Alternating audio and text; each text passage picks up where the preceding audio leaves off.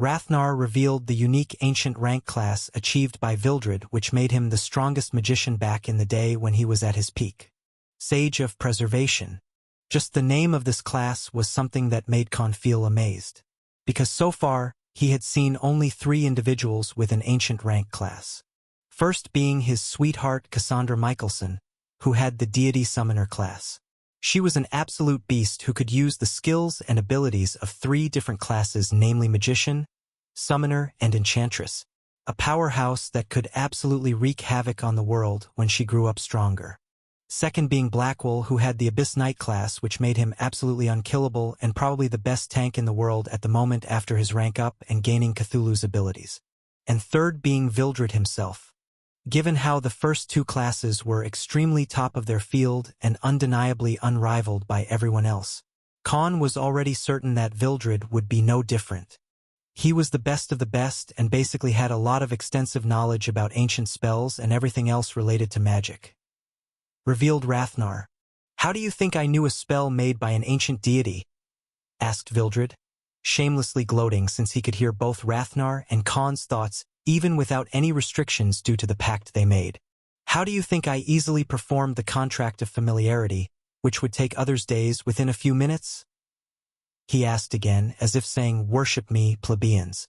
If the commandment of fellowship wasn't imprinted on my soul itself, which no one can actively change, sealing my ability to break the spell, I would have freed myself 1,000 years ago already," he said in a magnanimous tone. "TCH. But you still got caught unprepared and trapped inside that formation, didn't you? What's there to gloat about falling for such a petty ambush?" asked Khan, ending Vildred's parade of shameless boasting. "So what does this class do to make you so special?" he queried openly. "Why don't you let that thing inside your head tell you?" asked Vildred with a devilish smile. Vildred had found out about the existence of the system. Khan swallowed this fact in a few seconds. Naturally, he was prepared for revealing the system's existence to Vildred in the future. But to think that the latter found it on his own was simply shocking. Following are the effects of the ancient rank class Sage of Preservation. Overlord of Magic, Legendary rank. Passive. The user has an extensive affinity with mana and world energy, and possesses the ability to command all free and unused mana and world energy in the surrounding 10 kilometers at will. World's Chosen, Legendary rank. Passive. All skills, spells, and formations cast by the user will have an automatic increase in efficiency, range, and damage output by 500%. User's mana will be increased by 5 times with each increase in ranks, making the user possess 5 times more reserves and potency in terms of mana and world energy usage capacity. Sovereign of Recreation, Ancient rank. Passive. Grants the user the ability to destroy and recreate as well as restructure mana and world energy at an atomic level. The caster shall possess an extremely profound understanding of all the spells and formations that he casts and learns with the increase in their mastery, eventually elevating those spells and formations to a higher rank compared to those cast by others of the same level as the user. Note: this class effect can be overcome only by spells made by a deity related to the magic class. Reported the system. What the? And I thought I was supposed to be a living hack with cheat codes called the divine abilities. Why the hell does he have so many OP passive abilities that people would kill for? Exclaimed Khan after processing the information. Khan understood very clearly why even someone like Rathnar acknowledged Vildred as a worthy rival, and why the summoned heroes of the past were afraid of Vildred despite having multiple divine abilities. If Rathnar was a badass among badasses, the kind who was feared by the entire world, Vildred wasn't also behind him when he was only comparable to an 8th stage saint. If he was a 9th stage saint at that point, nobody in the world would dare to say that he wasn't comparable to a peak saint himself. This was the truth that Khan had to accept if he wanted to travel along with Vildred and fulfill their secret promise which they made while making the contract of familiarity. Alright, let's leave. All of their figures reappeared on the circular platform in front of the Supreme Dungeon, aka the Immortal Dungeon, ending their long journey as bright sunlight shone on their bodies. Khan and the crew finally left the immortal dungeon after close to spending 2 months inside. As soon as their figures reappeared at the platform outside, Vildred quickly cast a barrier with just a thought, making them invisible and unable to be sensed by anyone as if they never existed. Both Aragorn and Cyril on the other end were left speechless. "That's mind chanting," exclaimed Cyril in disbelief. "What's that? What's so special about it?" asked Khan. "It's something impossible to achieve by mages and enchanters. Only a sage with 5 enlightenments in magic can do it," explained Cyril, his tone filled with respect and awe. "They don't need to chant spells or even use their scepters to cast a spell, formation, or a barrier. Everything can be done without even speaking a single word," iterated Aragorn while gazing at Vildred with vehement eyes. Even he couldn't help but give a worshipping look at the Sage of Preservation despite being a prince of the Empire. This thing is different from casting a domain that uses one's elemental affinity and world energy. This peak-level magic mastery. Extremely formidable. That's why even I had trouble fighting Vildred back in the day. Because you could never predict what kind of spell, barrier, or formation he would use next," explained Rathnar. And now that Khan knew the effects of Sage of Preservation class, he was thanking his luck that Vildred was no longer an enemy. Because in simple words, it was as if Vildred was commanding the mana and world energy in the surroundings to work at his will. At this moment, Vildred spoke. "Although I can't use my domain anymore since my rank and levels are bound to yours, this much is nothing worth mentioning." The scholarly aura emanated from his body as he did not hide his supremacy in commanding magic. Both Cyril and Aragorn were gritting their teeth in annoyance. This guy was acting so casually about it while flexing his absolute dominance over mana and world energy, something all magic class-related individuals wished to achieve in their lives. Khan too had a gloomy expression, as if having Rathnar wasn't enough. Now they had another old grandpa in their group who was also a serial flexer. But the next moment, suddenly, Khan received a set of information from his doppelgangers. He was shocked to his core and shouted in rage, "Damn it! What the hell is going on?" As soon as Khan received the word from his doppelgangers, he left in Alfheim through their telepathy link skill.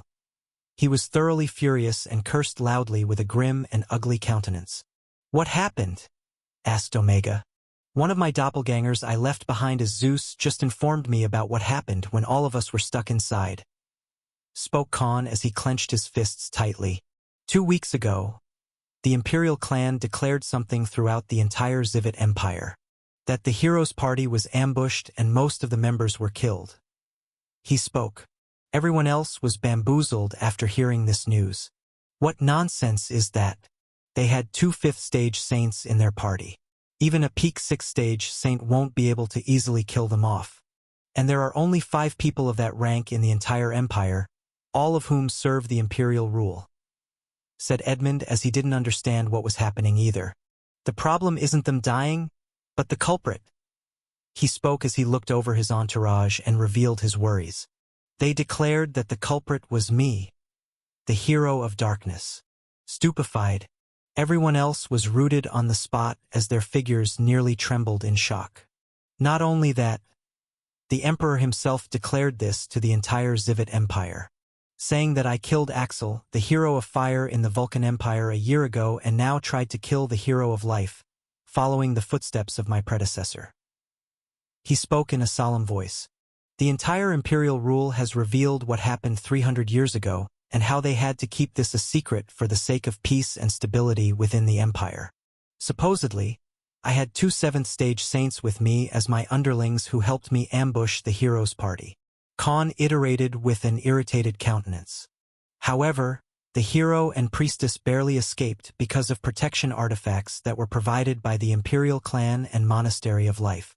They even held a funeral rite, honoring the dead members and turning them all into martyrs who died for the sake of protecting the future of the empire. He revealed with a helpless expression. Vildred then chimed in, unfazed by this predicament. Only the hero of life came to meet me that day. As for his allies, all of them had already died when they fought on the 91st floor. He spoke. Vildred was the dungeon boss even if he was sealed. So he obviously had some knowledge about the hero's party members who fought the floor bosses. So Cthulhu killed the remainder and the hero of life somehow managed to kill him to pass the floor?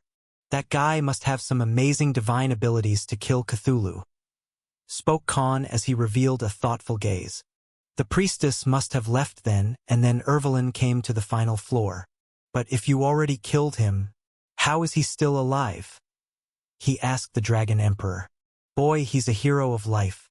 He must have had some divine abilities to help him reincarnate himself or maybe undo his death, just like death absolution divine ability used by the hero of fire, hypothesized Rathnar, unknowingly hitting the mark. The hero's divine abilities are kept secret, only known to the abbot and the emperor of that generation. So I don't know anything, said Aragorn, a true member of the imperial family whose fate was changed. Well, let's hope we don't meet Ervelyn again, because if he can reincarnate himself, then he must possess the memories before his death. I definitely can't afford to have any interactions with him from now on, said Khan. All of them then unsummoned their legendary rank armors and weapons, switching to their usual epic rank ones. One after another, everyone returned to the alternate personas they used in the Elven Empire while Khan himself returned to his Legolas Ragnarsson appearance. So what do we do now? Asked Rudra, who was slightly angry at the fact that they were used as people to put the blame on. We follow the plan as per our oath, said Khan and then gazed at Aragorn. But know this, things have turned very dangerous for all of us. So after we're done, you and I don't know each other, and you can't try to get rid of me or my people afterward either as per our oath. So do you still want to get on with our original agreement? He asked firmly. All Aragorn did was nod. The pact was already in effect and neither side could give up on it, but also, they couldn't make the other side annul the oath either. Aragorn needed Khan and Vildred's help while they needed the Elven Prince to keep the truth about Khan being a chosen hero and the royal dragon being freed from the Maskenzaver formation a secret. After I'm done lifting this curse, we won't need to see each other anyway, said Aragorn, revealing a confident look. Khan, on the other hand, was lost in deep thought for many reasons. This was a serious issue, although they were using him as a scapegoat to bury the matter about what happened inside the immortal dungeon. The fact remained that everyone was under the assumption that he, the hero of darkness, was indeed in the Zivid Empire, which was coincidentally true. I'm more worried about those people of that mysterious group who Emperor Havi host Siegfried warned me about. If any of them tracks me to Alfheim or even investigates the immortal dungeon, I'll be at grave risk, said Khan. No, you won't be.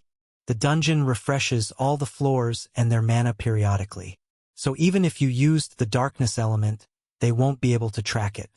Also, one had to follow the rules. I don't think these people you speak of will have so much time to do a dungeon exploration, said Vildred. He was already aware of Khan's situation in the world and how everyone was hunting him. But still, we're forced to ambush the princess. It's even riskier. But we can't go back on our promise or both of us will die anyway, he replied.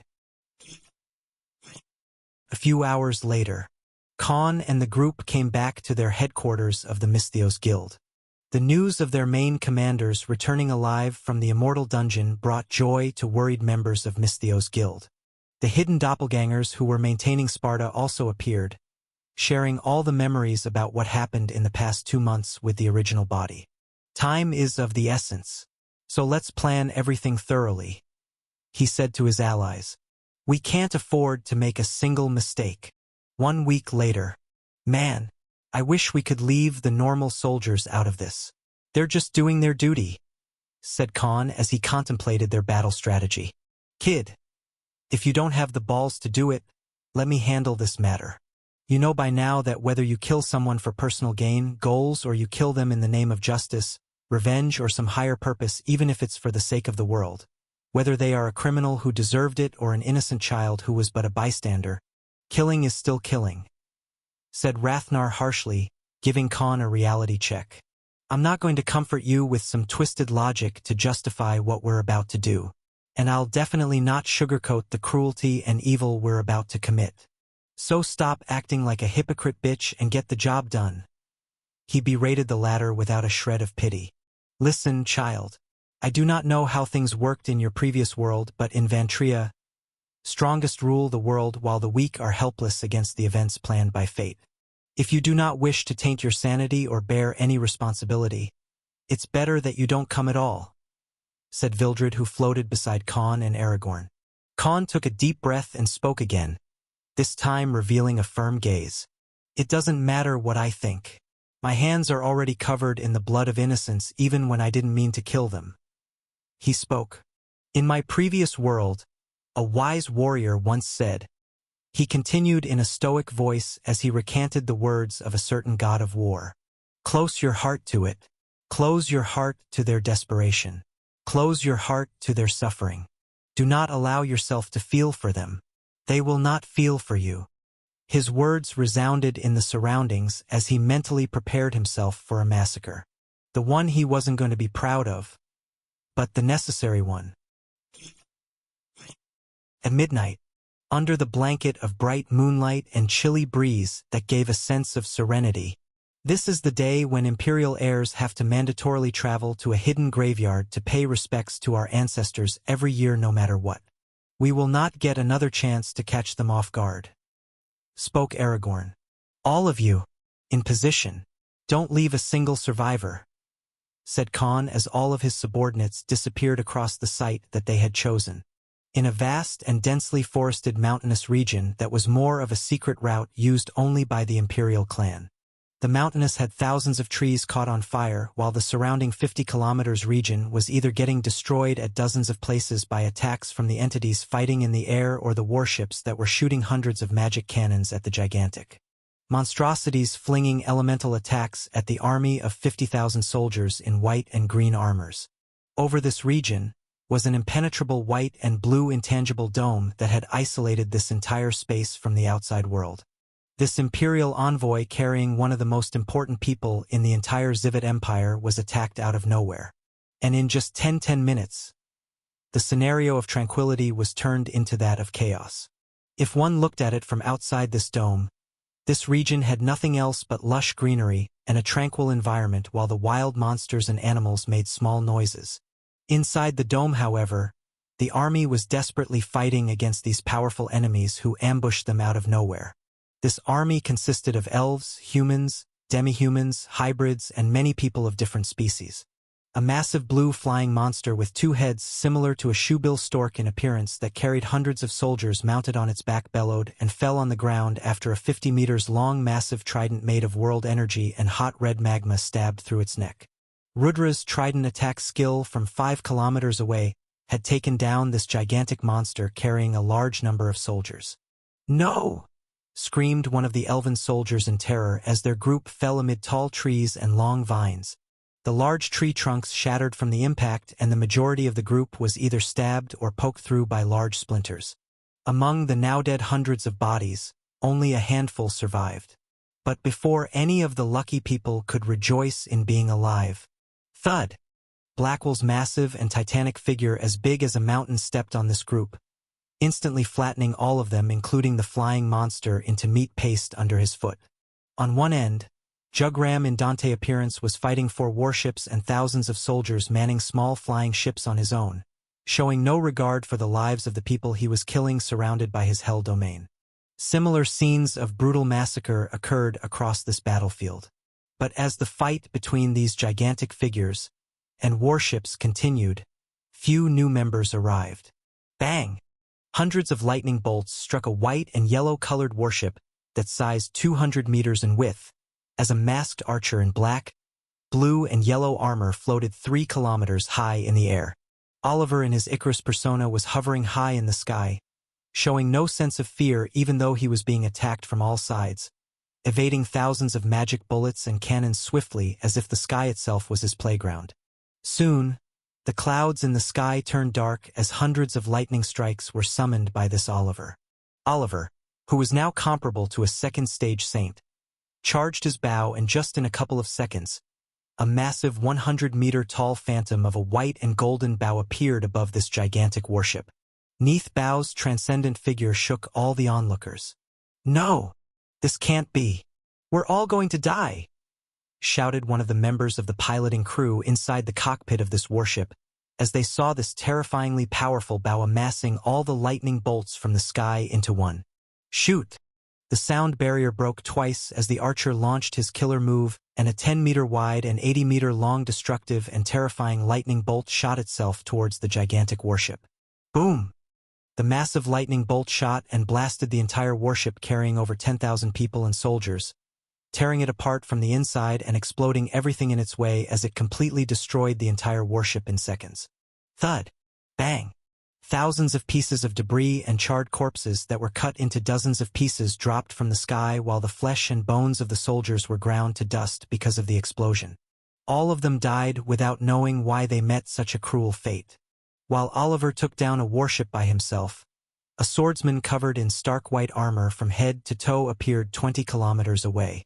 In front of this being with bright blue eyes, another warship with hundreds of magic cannons and thousands of people manning it appeared 5 kilometers away in the sky. "Attack!" ordered the captain of the warship, and all the cannons charged themselves to attack and pulverize this warrior, who seemed to be a legitimate fourth-stage saint.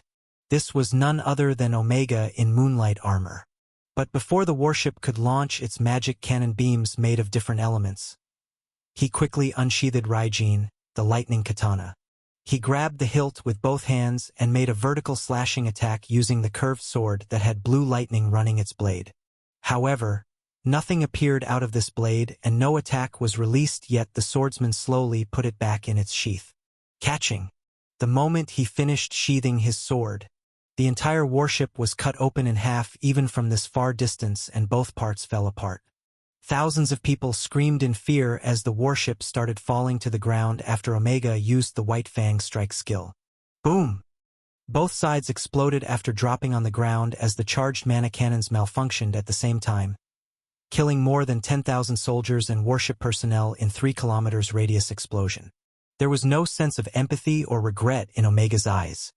Instead, he felt relieved that he finished the job in a single swing, leaving no survivors. On the western end of the battlefield, 3 new figures appeared in the sky. A white-haired figure in a black and blue long coat and battle gear with a pitch-black greatsword on his back stood in the center. Khan, in his Legolas Ragnarsson persona, had decided to watch the aftermath of his decisions. "I have taken care of everything.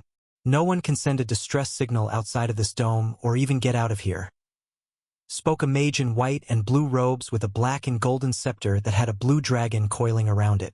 This mage stood with a proud expression on Legolas' side.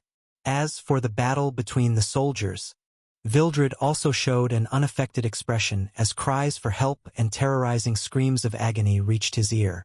Legolas then looked to his left. "Are you sure you want to do this?" he asked a tall, hooded individual in white and green robes. "As hard as it may be, I have to do it," responded Aragorn inside the hood on Khan's left, while his true appearance wasn't revealed in the slightest. In truth, he was horrified to the core after watching how Khan's subordinates mercilessly slaughtered everyone, thanking the god of life that he didn't fight them inside the immortal dungeon back then. Just then, a man with shoulder-length black hair and green eyes suddenly appeared out of thin air and bowed towards the 3 figures. "We found her and also killed all of her saint-ranked guards," reported Ronan, the spirit assassin general. Khan, Aragorn, and Vildred nodded in response, and all of them flew as they followed Ronan. Meanwhile, at another scene of battle and a broken-down warship, "Ah! This will be the first time I get to experiment on someone of your standing. Ha ha ha ha!" And at the center was a mage clad in black robes and a yellow scepter. He and hundreds of undead monsters were now surrounding a female figure whose body was riddled with wounds and her clothes were sprayed with blood. She was completely terrified of the undead monsters surrounding her as she cried for help and begged to be spared to the mage, who was laughing like a maniac. Cyril was enjoying his time while toying with Eleanor, the princess. The trio of Legolas, Vildred, and Ronan appeared on the devastated battlefield that was filled with undeads who were tearing through the corpses of soldiers. Eleanor had her eyes wide open in disbelief as soon as she looked at Legolas in the middle. Why are you doing this? Aren't you afraid of the consequences?" she shouted in a tone filled with anger. Obviously, Eleanor was a well-informed woman who wanted to become the empress of the Zivet Empire. So she had studied and familiarized herself with all powerhouses across the empire. How could she not know about Legolas Ragnarsson, the Ironborn elf leader of Misthios mercenary guild, the strongest guild in Alfheim, which was one of their biggest economic hubs? If anything happens to me, they will all come for you. He will find and kill you himself. She threatened this group of saints in front of her. She referred to her Imperial and in the end, used Ervelin's name to threaten Legolas. But the next moment, her countenance changed as she realized that her spiteful words could make the situation very dire instead. She already didn't know why the top guild of Alfheim was targeting her, and even went as far as to ambush the Imperial heir. You people work for money, right? I will give you 5 times whatever they're giving you. Just spare my life. She proposed and pleaded at the same time. Ha ha ha. Do you think I'm doing this for money? You haven't realized who you've messed with yet, said Legolas in black and blue attire. What did I even do for you to go this far? We aren't even enemies or had any conflict with each other, asked Eleanor with incredulous eyes as she pressed on an open wound on her left shoulder, trying to stop the bleeding. It's not what you did that angers me so. It's who you did it to, responded Legolas in a jarring voice. Why did Khan say so? Because if this crazy bitch hungry for the throne hadn't cast the commandment of severed fate, Khan would still be sitting in Misthios Guild's headquarters, counting his money and resources and living an honest life while silently getting stronger. If not for her, he wouldn't have met Edmund, then gone to a mortal dungeon, almost dying at the hands of Vildred and then being forced to make a pact with him to survive. And finally, having no choice but to ambush her right when he was used by the echelons of the Elven Empire as a scapegoat for the deaths of the hero's party members. All of this happened because this overambitious and greedy princess betrayed her own brother over 100 years ago. Just then, the final figure also appeared behind the 4 individuals. It was none other than the figure in white and green robes who previously stood with them. And right before this bleeding and terrified female, he removed the hood and revealed his face. Impossible! How are you still alive? Asked the princess with a horrified expression as if she had seen a ghost. Her entire body was shivering in shock and she revealed her relationship with this mysterious figure. Brother! Aragorn Travian Sauron Salar, the prince of the Elven Empire, gave a devilish smirk as he spoke in an ominous tone. My dear sister, let me show you what happens. He spoke while his eyes glowed in fury. When you betray your family. Finally, Aragorn had a face-to-face time with his sister who was ambushed by Khan and his allies due to the soul oath they made with the Elven Prince. One of the reasons they killed all these soldiers and saint-rank royal guards was that Aragorn couldn't be seen by any of them, or even his existence couldn't be known by anyone. Also, he could only confront the princess on his own. Otherwise, he'd die due to the effects of the commandment of severed fate. How are you still alive? Asked Eleanor while shivering in fear. Shouldn't you ask if I have been well, sister? Asked Aragorn in a mischievous tone. She was his younger sister whom he cherished and always had been helpful to since the time she was born. Yet, she was also the reason for his misery. At the end of the day, Aragorn was the prince of the Zivet Empire, born with responsibilities and obligations as the future ruler of his people. As we both grew up, you know how we were forced to learn and unlock the enchanter class and learn magic despite having no interest in it, right? He asked with a somber expression to his sister who was riddled with wounds. Then his gaze turned to Legolas who stood behind him. Ragnarsson, do you want to know what happened between me and my sister? He asked slyly. I'd rather not. I'm not here by choice, spoke Legolas, showing an uninterested gaze. Well, let me tell you anyway, spoke Aragorn and continued, other than being the prince of our empire, I am also one of the few talented people in the world who have the dual class. As you already know, I'm both an enchanter and an alchemist. He spoke as his gaze turned to Eleanor who was frightened, trying to avert her brother's vengeful gaze. Khan also knew of such people and how rare they were in the world. I helped you when you were learning magic and needed proper guidance. I stood by you while you grew up when everyone treated you as nothing but a chess piece useful only for a political marriage. And yet, you backstabbed me, your elder brother who blindly loved, cared for, and trusted you. His voice turned heavy and his saint pressure raged wildly. Bang! He hit his fist on the side of the metallic debris Eleanor was leaning on in her injured state. Why, Eleanor, why? But instead, Eleanor asked as she shuddered, How do you even remember what happened? You should have even forgotten your own identity long ago. Aragorn scoffed and responded in return. You didn't expect me to remember everything, did you? I used one of the spells made by our ancestors to preserve the life force of our imperial clan. I used it to force myself to sleep for a century and lose my rank to become a 5th-stage saint. He iterated and explained with a stern gaze. But you didn't know this fact, did you? That father already gave me the imperial bloodline token and taught me how to pass the trial of commandment of fellowship, as part of the rules set by our great-grandfather. He revealed. I used that information to enter the immortal dungeon and tried to get the aid of the Dragon Emperor, Vildred. Terrified, Eleanor was terrified as soon as she heard it, although she didn't know what kind of relationship they had. Just the fact that Dragon Emperor who was sealed inside the immortal dungeon had been freed shook her to the core. Even Ervelyn had failed to accomplish this task, but her supposedly gone brother freed this world calamity. You're free? She asked as she gazed at Vildred, the sage. Vildred only gave a lifeless glance at the princess and did not speak a word. You see, I did some inquiry. Everyone believes that I went missing 200 years ago, but in truth, it happened only 100 years ago. My face, my identity, and even the memories they had of me have been distorted. All of that for what? So you could sit on the throne? He exclaimed in rage. You know very well that I wanted nothing to do with it. I'd rather live my days as an alchemist, doing my research than rule the empire. If you wanted it, you could have just asked for it. He proclaimed his honest feelings. However, Eleanor's countenance also turned furious. Then no one would have said that I earned it.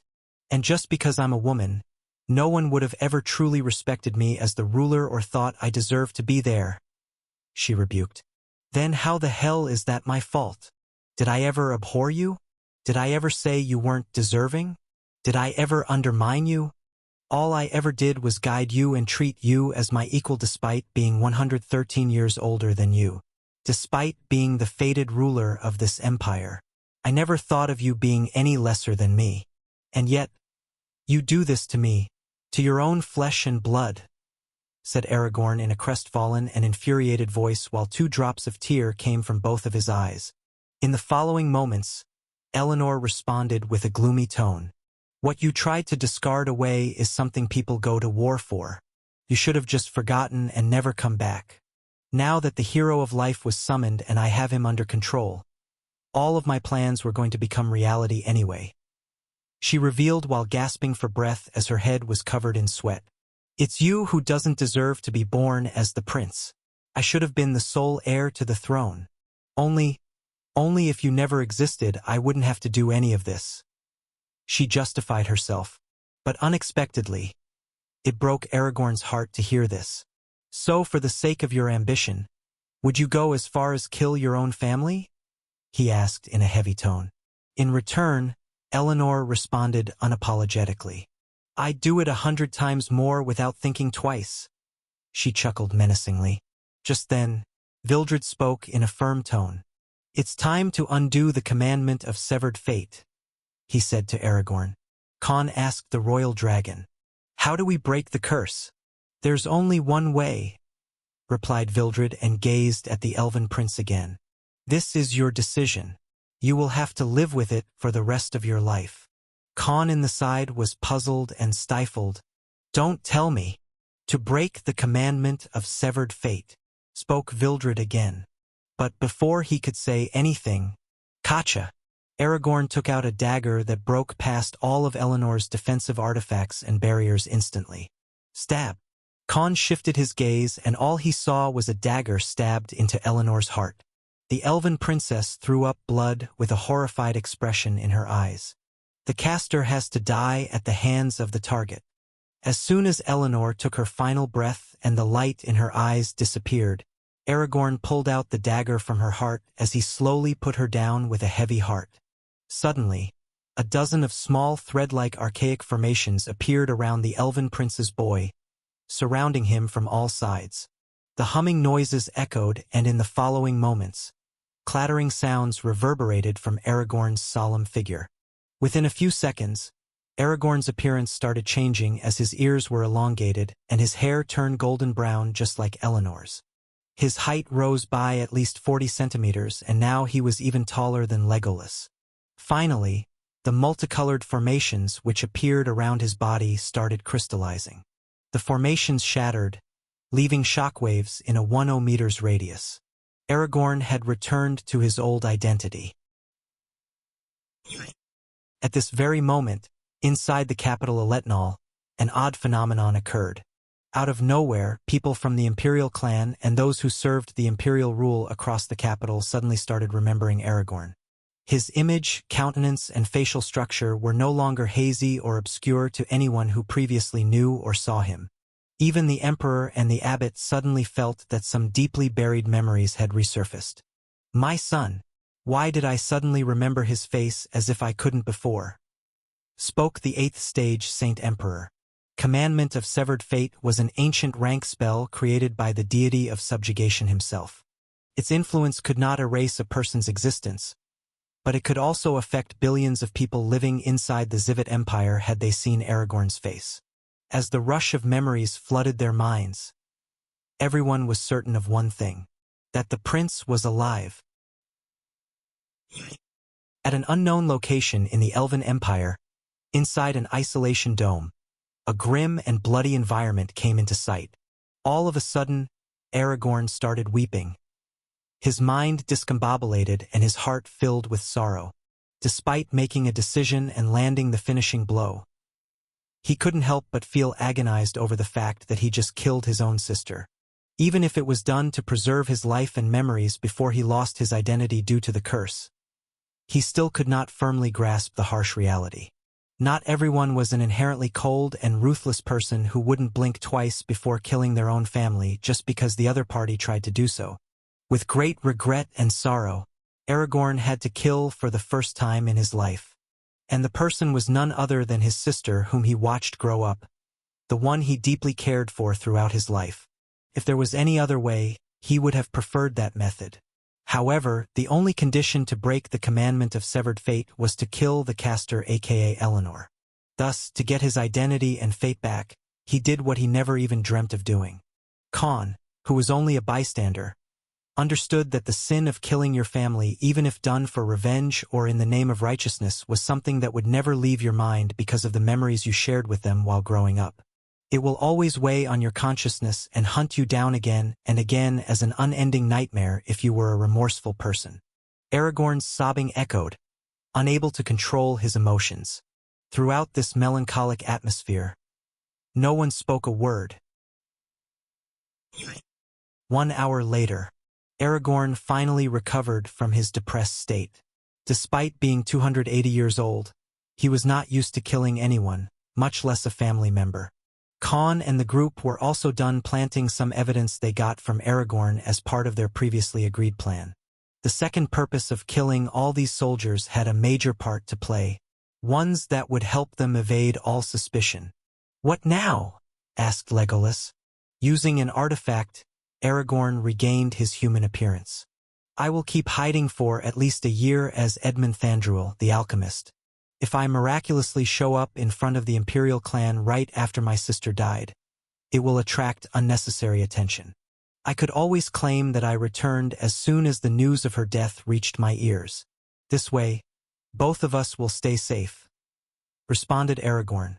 He had already thought of the aftermath and how to avoid all forms of suspicion. Legolas nodded, feeling assured, and the group finally left, leaving behind Eleanor's corpse. 2 days later, the news of Princess Eleanor Sar and Salar Venric being found dead along with the Imperial Guards spread across the entire Zivit Empire, shocking all the populace. Based on rumors, There was some evidence found that the attack was carried out by a secret enemy force of a nearby empire that was at war with the Elven Empire. This was all due to the evidence planted by Khan and the group. In actuality, these were the debris of armor and weapons Aragorn collected long ago when he was once attacked by them a couple of centuries ago. The reason they chose this empire to put blame on was because it was an enemy the High Elves couldn't wage a war on easily. As for the truth, since when did people who loved to gossip and exaggerate rumors cared about the real truth? As for the site of battle, it was prohibited for anyone to enter, including the mysterious group hunting Khan, since it was an internal matter of the imperial family.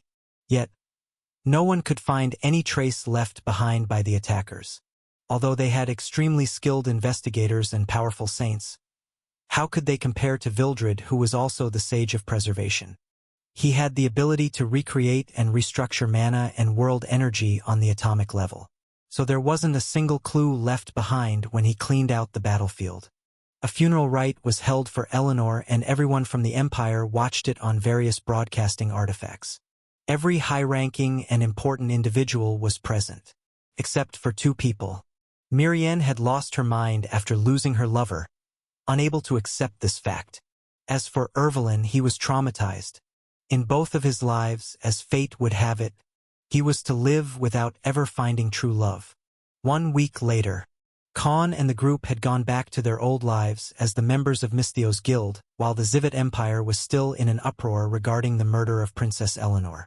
This was a matter of the prestige and authority of the High Elf class, but so far, they were only able to find other empires' involvement and not anything else.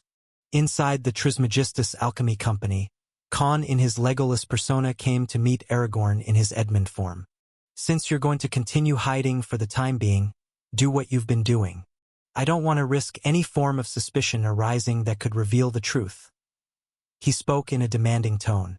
What Legolas meant by these words was that Edmund should maintain his facade in front of the world, resulting in him teaching Merlin and Armin alchemy as per their previous arrangement before everything became so chaotic.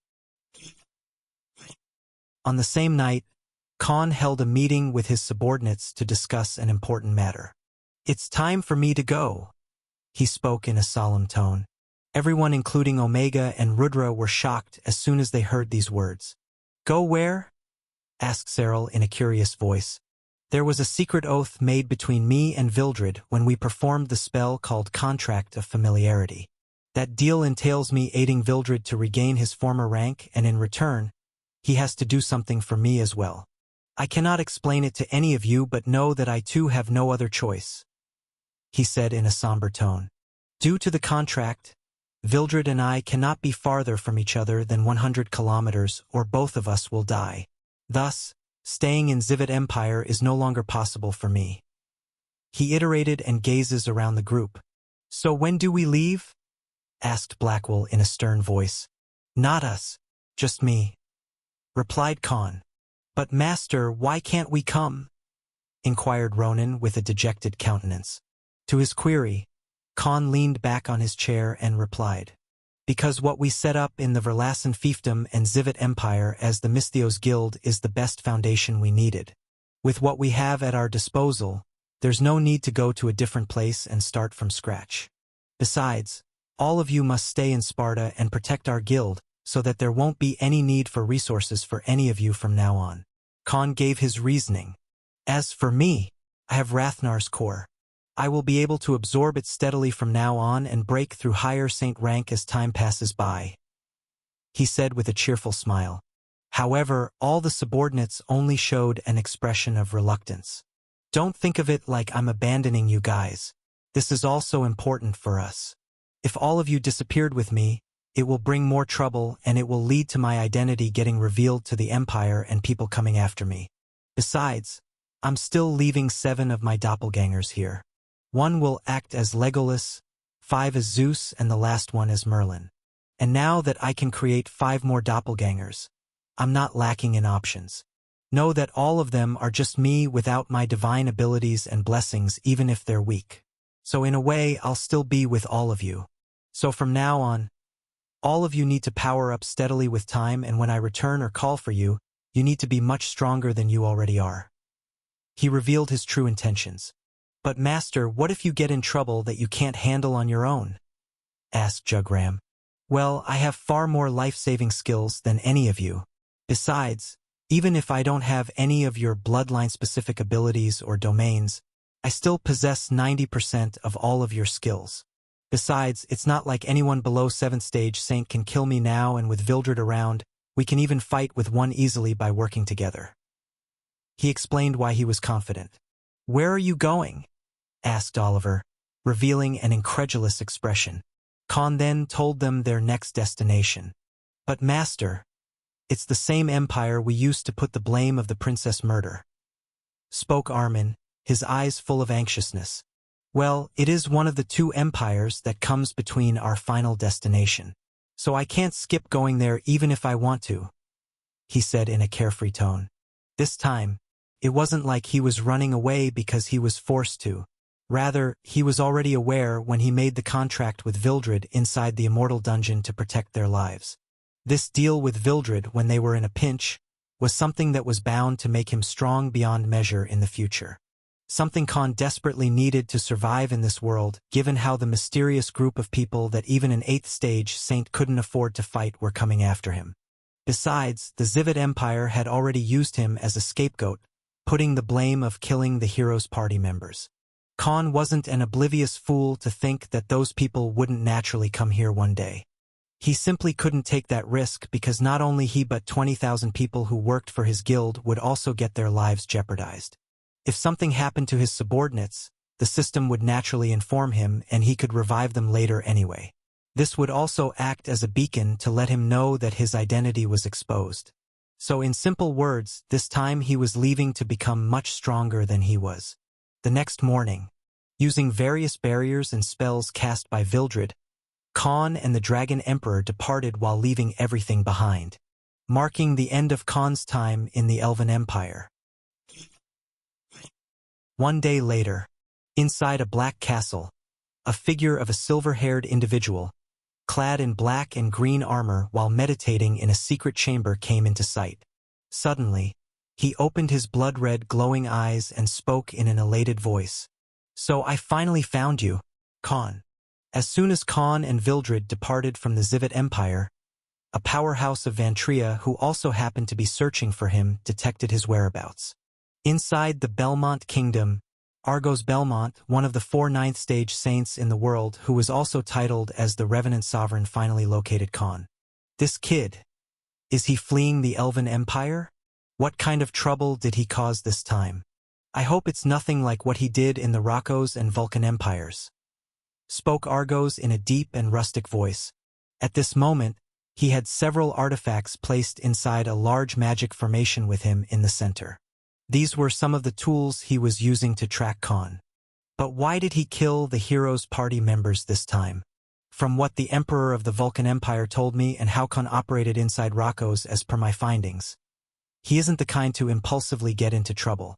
So it's still not clear why he ambushed Hero of Life, he said with a solemn voice.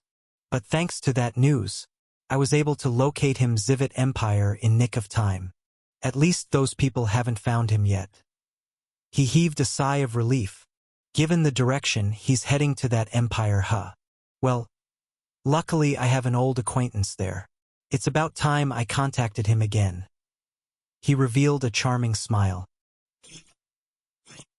1 hour later, a dark fog appeared in one of the sealed chambers of his vast black castle and Argos emerged out of it. Inside this dark chamber, a peculiar scene came into his sight. In the air, hundreds of large shards of glass were suspended freely while revealing flashes of bright light incessantly. The refractive property of these shards made them look like a diamond. Argos then started chanting a spell in an indescribable dialect and soon, all these floating shards started moving in an orderly manner. "Activate Mirror of Fate," commanded the Vampire Sovereign. Soon, all the shards joined together and formed a 3-meter-tall massive mirror that glowed blue. Argos ordered it to contact a particular individual and soon, at this very moment 130,000 kilometers away, an intangible mirror appeared in front of a powerful saint. The only noticeable thing about this mysterious person was covered in shadow and was 3 meters tall with a burly and ripped body. He too was suddenly caught off guard, but then saw Argo's figure through this mirror. "Look what we have here. It's been more than 50 years since you last contacted me." Argos spoke this massive humanoid being who exuded a tyrannical aura. "I need your help with something," replied Argos without standing on the ceremony or beating around the bush. "What kind of help?" asked this mysterious figure with an alarmed tone. "I need you to take in someone and protect him for the upcoming few years," said Argos. "Why? Normally, you wouldn't ask anyone for a favor. It's usually the other way around," responded this being. "You will soon hear this from your empress as well, so think of it as hearing beforehand. The war with the Demon Empire just took a crucial turn," said Argos in a grim voice. "What happened?" "The Demon Emperor, he has become an 8th stage saint," replied Argos with a hateful expression. "What? Are you sure?" clamored the tall figure veiled in shadows. "Yes, he was already a big headache even as 7th stage saint. Now all 4 sovereigns are forced to step in since the 12 Rakshasas were already at 6th stage saint level. With the Demon Emperor ranking up, the power balance in Vantria has shifted greatly. Hence, I'm also going to be occupied for quite some time." He iterated with a helpless expression. "And what about the demon god?" queried the mysterious figure. "No idea, but he has entered seclusion. We believe he will reappear only after becoming a 9th stage saint," spoke Argos with a gloomy countenance. "Damn it! Everything is going wrong all at once. You should have listened to me, Argos. You should have married our empress when she made that offer to you. You could have had our entire empire at your disposal to fight in the war." The figure sternly iterated, showing a look of disappointment. Argos on the other end revealed a constricted face. "I have no intentions to marry that eccentric psycho you call the empress. But now, this is getting out of hand. Soon, all the empires will have no choice but to act," spoke the figure hidden under shadows. "Yes, that's why I want you to take in this person and also train him in the meantime till the Conclave of Heroes," commended Argos. "Wait, why till the Conclave of Heroes? Who is this person exactly?" queried the tall figure. Argos replied with traces of guilt on his face as he revealed the identity of the said person. "The new hero of darkness." Silence. A total, uninterrupted silence ensued as the other side was left bamboozled and speechless. "What the hell? Are you out of your mind?" bellowed the mysterious being in rage. "Why the hell would I do that? Do you think I'll take him just because you asked nicely, you brat?" He berated the Vampire King. Hey, don't forget that I'm still a 9th stage, you know. You should mind your tone with me," spoke Argos in a sly tone. "So what? You want me to destroy everything I've built up in this empire for the past 280 years just because you asked me? Do I look like a pushover to you?" He rebuked in a furious voice. "Don't make me do this.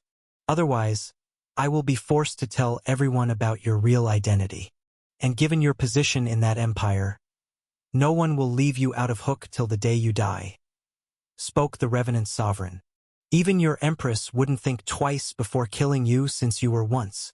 Argos spoke and revealed key information about the mysterious being he was talking to. A member of the 8th Hero of Darkness party. Argos Belmont, the Revenant Sovereign and also the King of Belmont Kingdom, revealed the past of the entity he was conversing with through the Mirror of Fate. The 7th stage saint individual he was talking with had a terrifying past as he was once a member of the 8th Hero of Darkness party. This type of background was enough to get anyone killed even to this day, although these events took place 300 years ago. "You dare, Argos? You think I'm afraid?" He bellowed in rage while expressing visible hatred. And the target of this hatred wasn't the Vampire King but the deceased 8th Hero of Darkness himself. "I trained with him, I fought by his side in many battles. I trusted him like my brother," he spoke in a furious voice. "I believed in him blindly without ever questioning his judgment. And what did he do? He went on a suicide mission and caused mayhem in the entire world by killing the other heroes. He even killed those heroes and heroines who were supposed to be his friends during the war. He revealed a memory of the past.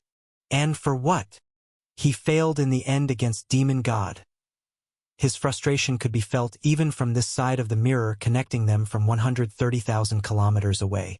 To his rageful countenance, Argos replied in a somber tone, "You know very well why he did that. It wasn't like there was another choice. So what? Did his efforts yield a result in the end? And what about the consequences of his actions?" he asked while revealing a tyrannical and deathly aura. 6.3 billion people of my Abyss Empire were massacred because of his selfish actions. Because of what he did, all the Empire's serving gods declared a war on us, resulting in a river made of blood of the innocents, the people who swore to protect in the first place. He bellowed while unveiling a dire and harsh truth of the past. So do not talk to me as if your father was some righteous hero or a saint who sacrificed himself for the sake of the people. He has no right or deserves to be called one. His exasperated voice echoed in the surroundings. Don't think that blackmailing would work on me. You may know my secrets, but so do I. He openly threatened Argos, a ninth stage saint without a shred of fear in his eyes. Oh really? What are you going to do? Tell everyone about my secret? That I'm the adopted son of the eighth hero? Asked Argos with a visibly mocking expression. I'm one of the 4 sovereigns in the world. Whose word do you think has more weight to it? He questioned and taunted the shadowy figure on the other end. Besides, think about the people you're leading now. What do you think will happen to them if your past is revealed and you're removed from your position? Do you really think they'd be let go easily? Argos also gauged the opposition's resolve. Everything you did to serve and protect your new home would be labeled as treason or part of some heinous scheme if the truth got out. Even your disciples will be used as a sacrifice to appease the public's anger. The vampire sovereign showed no mercy while revealing the consequences. Don't you dare bring them in this matter, brat. If you decide to even spread rumors, I will gladly reveal to the world about what you're hiding inside that little kingdom of yours. He too overbearingly gave the vampire king a reality check. Argos then heaved a sigh of helplessness and calmed his anger. I'm not asking you to go back to your old ways. I'm just asking you to train the new hero and safeguard him till the conclave of heroes. After that, I will come for him myself. Proposed the revenant sovereign. Why do you think I can even train him? Asked the other being. Well, you trained the 8th hero of darkness. And unlike my father, this child has special blessings and gifts which might even surprise someone like you, said Argos with a dignified voice. He then told about the new hero of darkness blessings and gifts received from the war deity himself. What? Great ancestor Lord Cravel himself granted him blessings? Are you kidding me? Asked the 3-meter-tall being with a bewildered voice. Yes, he has potential. That's why I contacted you, since he was heading in your direction. Even if you don't feel like it, it will be worth training him. After all, spoke Argos with a mischievous smile. You were the one everyone hailed as the true battle king.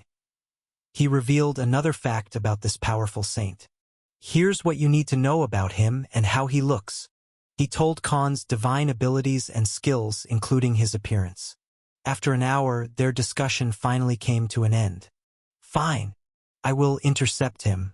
But if he is a moron like many of the heroes, I will not take any responsibility. Spoke the tall and ripped-bodied being with an indignant expression. Good. When you meet him, I want you to tell him something. At this moment, what Khan didn't know was that trouble was brewing on many fronts, while he was quietly leaving behind the Elven Empire. Unbeknownst to Khan, his fate was already sealed. 2 days later, in an empire unknown, was the towering palace, and among these sky-touching buildings that touched the clouds was a particular room where one of the most important people in the empire was in a trance. Boom! The surroundings trembled as yellow waves of world energy burst open from a slim figure veiled in yellow robes, and a hood shook the entire room. This individual suddenly opened his eyes and started vomiting blood as if he received an immense and life-threatening backslash. For the next few minutes, his figure was caved on the pristine golden floor as he kept coughing blood. Finally, after great discomfort, did the individual manage to recover. His forehead was full of sweat while his body was shaking in fear. "Con Salvatore, you bastard!" he shouted with eyes full of rage and intense killing intent. "You will regret killing me!" He roared like a man going berserk while exuding a murderous aura. "Damn it! Now, I have already lost my biggest trump card. I can no longer use it against Demon God or go back in time anymore." He spoke with a great sense of loss. "Hero of darkness, you ruined my life. You ruined my reputation. You ruined everything I worked so hard for. I will find you and kill you myself." He kept shouting in a furious and thundering rage.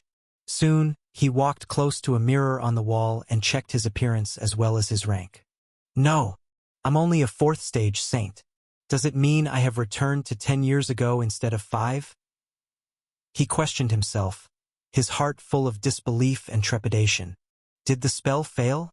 But God of Time said it would send me back to the most suitable period which I could use to my advantage to win the war against the demon god. He spoke in a mildly hushed voice. "Well, even if I can't interfere with Demon God anymore, at least I know what happened in the future and what's about to happen in my personal life as well as other empires from now." Spoke this chosen hero. "These bastards have used me since the very beginning. My teachers, my party members, and the imperial family. I was nothing but a pawn to them." He spoke with a vengeful tone. "Well, at least now, I know who my enemies are and I can unveil a lot of truth about what happened in the past at the same time. With my knowledge of the future, I can become many times stronger than I was before I regressed in time," he said, and finally, a clear and smug grin appeared on his face. "I shall seek vengeance on everyone who wronged me. I will mercilessly slaughter those who took advantage of my emotions, my friendship, and my loyalty. I will plan and get rid of all those bastards who had been using me as nothing but a sacrificial goat while telling me how much they believed in my strength." "Ha ha ha!" he laughed maniacally. "Just wait, you bastards. You will come to regret the day you backstabbed me," he said with an ominous smile. "As for the hero of darkness, I will lay a trap to kill him before he becomes that ridiculously strong to even go toe-to-toe against the demon emperor." He iterated with a confident voice under the hood. "But where do I start?" he wondered and asked himself. "Oh, that's right. The first time he appeared in front of the world," said this hero of time, and revealed an event of the future unknown to anyone else in the world. The Conclave of Heroes. 5 days later, both Khan and Vildred entered the borders of a sensitive area that was on high alert with thousands of warships with a completely different design and structure than anything he had seen before. To lead this border, there were even 5 Saints commanders stationed, 2 of whom had the rank of a 4th stage saint. This region of the empire was heavily guarded due to recent events in the Zivid Empire, which led them to believe it was this empire that ambushed and killed their Princess Eleanor due to hundreds of years of enmity and war. This notion spread quickly, and the imperial military of the Elven Empire was also showing signs of battle while declining their offer to have a chat and negotiate for peace. And the main reason being that close to 200 years ago, this empire had indeed tried to assassinate their currently missing prince, aka Aragorn, and failed the attempt under the orders of their previous emperor. Hence, now that the Zivid Empire, the emperor, and the abbot were fuming with rage, a future filled with war and blood didn't seem so far. As for Khan and Vildred, who were currently traveling at supersonic speed using their respective flying skills and abilities, their journey was without any hurdles. Finally, after securely crossing the border, Khan deactivated his black-feathered Caladrius wings, while Vildred also retracted his 6 dragon wings coming out of the back of his humanoid form. Due to their abilities, their speed was no different than a peak 5th stage flying in the air at their maximum speed. The reason why no one could detect or suspect their arrival despite having hundreds of detection, protection, isolation magic formations and arrangements set across hundreds of kilometers was because of the companion who had the Sage of Preservation class. The former Dragon Emperor, who was now only comparable to a 4th stage saint just like Khan, was so efficient and excelled in using mana and world energy that he literally deconstructed all the security measures, formations and detection barriers, and then reconstructed them right after the moment they passed through them. These were at least legendary rank formations, but all it took Vildred to nullify them were just a couple of seconds. After passing through, he remade them the exact same way as before. And throughout this process, no one even noticed that the powerful methods to protect their borders were breached so easily by someone. This amazed Khan even more because this was by far the best and most effective way of using magic he had seen in his new life. Vildred wasn't once the strongest mage in the world for no reason. As for their next destination, it was the Nader Empire. To outsiders, it was also known as the Beast Empire. Currently, Khan and Vildred were flying through aerial borders of the eastern end of the Nader Empire while being undetected. And before leaving the Zivit Empire, Khan and the group had used this one as a scapegoat. It was on the other side of the Elven Empire, unlike Rakos and Vulcan, which were adjacent empires where Khan had previously traveled from. Nader Empire, aka the Beast Empire, served the god of nature, Termeset. Their entire civilization, including the military garrisons and fortresses they had seen, seemed one with nature, as most of them were either situated at or converged with mountains. Dense forests filled with massive trees that were 30 meters tall and 8 meters wide in circumference on average. The density of enormous trees, wild rivers, creepy marshlands and wildlife would even put the Amazon rainforest to shame.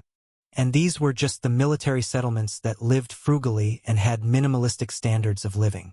As for the normal civilization, Khan had no idea. "What do you guys know about this empire?" asked Khan to Vildred and Rathnar.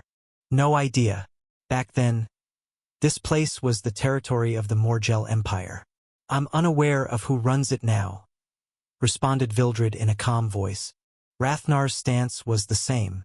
Although Khan himself had gathered some information on different empires currently existing in Vantria, there wasn't much information available other than superficial notions about this empire being run by the Beastkins. It was an empire fully made up of Beastkins and other demi-human races. And as per the history books, humans were barred from entering this empire and would be killed on sight as soon as they were found. This strict law was applied mainly due to some human empires of the past having waged war on them and enslaved them for centuries until 700 years ago. Even the summoned heroes of this empire were subjected to constant monitoring by their rulers. As for why Khan chose this place as his next target to traverse, he was going through here because of the pact he made with Vildred, and the Nader Empire was going to be one of their temporary stops. Both of them had no plans to spend any extra time here despite there being no time validity on their pact. Another hour passed as Khan and Vildred traveled close to 100 kilometers inside while having their existence completely erased to the outside world under Vildred's magic formations that surrounded them like a massive sphere, invisible and undetectable to the outside world. But right then, Khan's survival instinct blessing quickly alerted him about an approaching danger. Boom! Abruptly, 10 massive yellow-colored pillars of light, each reaching up to 2 kilometers high in the sky, appeared at different sides and intervals of distance, instantly sealing them off inside a 50 kilometers radius pentagram-shaped legendary rank isolation barrier. The system then notified Khan that space in these entire surroundings filled with mountains, grasslands, and dense forests was now completely sealed. Suddenly, the spherical spell formation protecting Khan and Vildred shattered and quickly dispersed into thin air. Even the Dragon Emperor had his eyes full of disbelief. "Who dares to break this supreme being's formation?" he bellowed in rage. Just then, a figure appeared 3 kilometers away in the sky as if another bright and red sun had appeared out of nowhere. This new arrival fiercely glanced at Khan and Vildred, who were now exposed to the outside world, with a look of disdain. "You have some guts intruding inside our empire." A grim, terrifying, tyrannical, and domineering voice resounded in the surroundings as the being who was covered under a thick layer of dazzling and radiant flame spoke. For some reason, Khan's survival instinct blessing was ringing like a fire alarm, telling him to run away as soon as he could. "Khan, Vildred, run!" Rathnar, who was done gauging the strength of this being, quickly exclaimed in Khan's mind. "This is a peak 7th stage saint." Rathnar quickly warned the duo about the strength of this powerful being, who suddenly appeared and confronted them out of nowhere. Not only both of them were taken aback but also started planning their escape routes at the next moment. Multiple waves of powerful aura exuded from the being covered under a thick layer of blistering fire, instantly freezing both of them on the spot with his unfathomable and dreary saint pressure.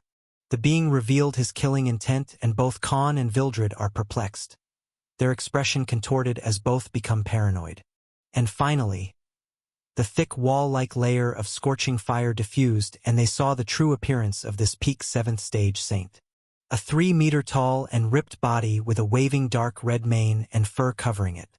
Strong and big arms, biceps and triceps with visible muscles, and a strong upper torso came into sight.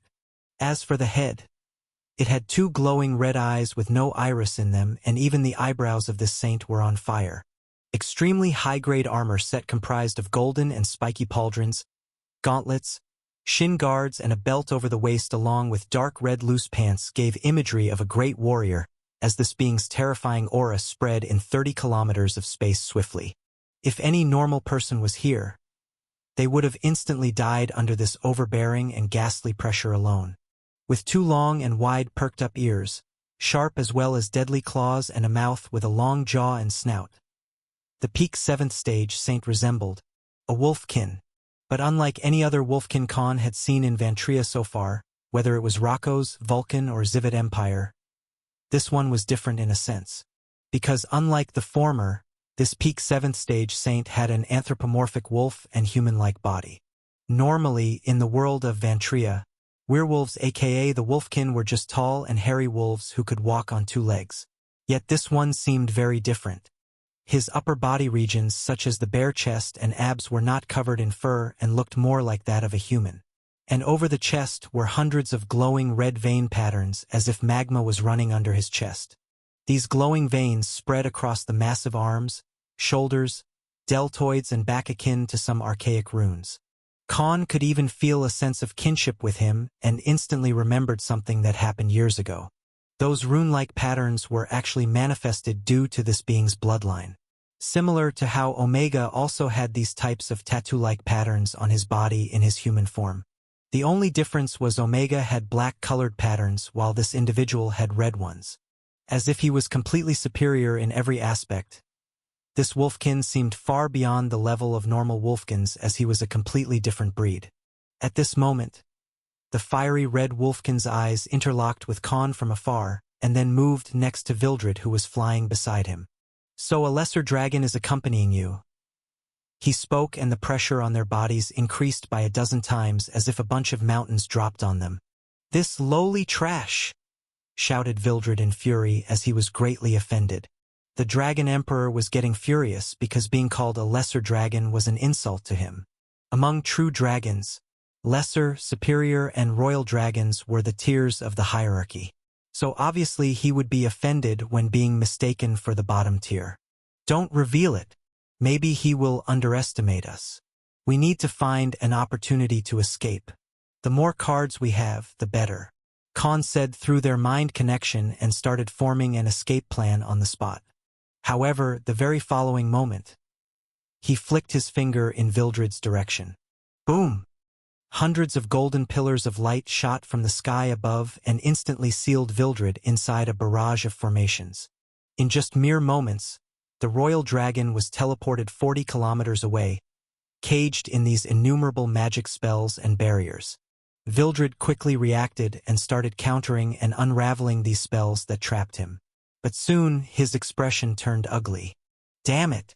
If I was at least a 5th stage saint level, I would have been able to command the world energy used by this artifact and get out of this cage instantly," cursed Vildred as he was temporarily restricted due to lack of his strength. "Sorry, kid, but you're on your own for a while. I will break free from it as soon as I can. But till then, try not to die." He relayed his words to Khan. On the other side, the Wolfkin also made his move while Khan quickly equipped Dracos armor and Lucifer. Their legendary rank set and his draconian bloodline effects made him comparable to a beginner 5th stage saint instantly. The 7th stage saint also summoned thousands of large wormholes behind him, while the Wolfkin himself stood with his arms folded, displaying an uncaring expression. And soon swords, halberds, spears, polearms, maces, shields, daggers, greatswords, longswords, battle axes, any weapon you can name it suddenly emerged out of these wormholes. A scene of entire sky being covered by these immeasurable and extremely threatening weapons became a reality. All of these weapons were 100 meters long on their own, and a track from them was more than enough to eradicate an entire village with a single strike. And all of them revolved behind the wolfkin like a literal storm of lethal weapons, while the latter only had a lofty demeanor. As if some sort of war god was looking down on him. Even Khan was terrified to his core. But for some reason, the wolfkin kept glaring at Khan as if trying to gauge his strength. Yet his countenance was filled with indifference. It's just as he said, you have potential. Your body and physical strength are comparable to a beginner 5th stage saint despite you being only a beginner 4th stage saint. You have immense durability and regeneration abilities because of various bloodlines absorbed from different beings and monsters. But what you've learned till now will never help you reach your peak mastery whether in magic spells, combat techniques, and weapon skills. The wolfkin declared as soon as he was done inspecting Khan's entire being. Even Khan was dumbfounded and stupefied as soon as he heard those words. It seemed as if the wolfkin had prior information about Khan. Otherwise, how could he detect so many things about Khan in such a short time when even Vildred couldn't see through them back in Immortal Dungeon? "Who are you?" asked Khan while barely withstanding this immense pressure by activating war dominance and various other body-strengthening skills he had, all at the same time. "I'm one of the 4 heavenly kings of the Nader Empire. As for my name," replied the saint who seemed to be a brawler-class warrior based on his appearance as he revealed his identity. "Romulus Lycaos." Khan was stifled as soon as the supposed wolfkin revealed his identity as one of the 4 heavenly kings of the Nader Empire called Romulus Lycaos. His senses were on high alert and he was already ready to use phase shift and all the other life-saving skills. Just the title of a heavenly king made Khan's heart run awry in trepidation because no way any weak or untalented individual would gain such a form of recognition in any empire. In Rocco's empire, the 3 faction leaders such as Alistair Moore Vandereyck, Jeremiah Themis, and Stalin Joseph, all of whom were peak 7th stage saints. They were the peak powerhouses that deterred all the enemy empire who had 8th stage saint emperors and empresses from attacking the empire. And now, a powerful being who stood on the same level was confronting Khan while fully revealing his murderous aura. And the majestic sight of him summoning thousands of 100-meter-long weapons, each of which was made of highly condensed world energy and many times stronger than even his strongest attack skill aka the Dragon Strike, hovered in the sky as they created an impenetrable wall-like phenomenon. "Scared with just this much? This is only a saint rank battle technique. So disappointing," he said and shook his head. "What the hell? How can this be just a saint rank skill? This has to be at least legendary rank 1. Thought Khan. "Focus, boy. That's not the issue here. That guy, I feel like I've fought someone or something with his bloodline. I just can't remember where and when. But know that all those summoned weapons are highly dangerous," spoke Rathnar. Vildred on the other side was doing his best to solve and get rid of restriction barriers on him at a fast pace. Romulus then gazed at Khan and declared in a majestic voice, "Let me test your strength, boy. Survive against my 10 strikes and I'll let you live," said the 7th stage saint. Soon, all the floating weapons pointed towards Khan as he revealed an insidious smile. Khan quickly activated the dimensional domain without a second thought. Because if he didn't, there's no way he'd be able to survive against a direct strike from a peak 7th stage saint.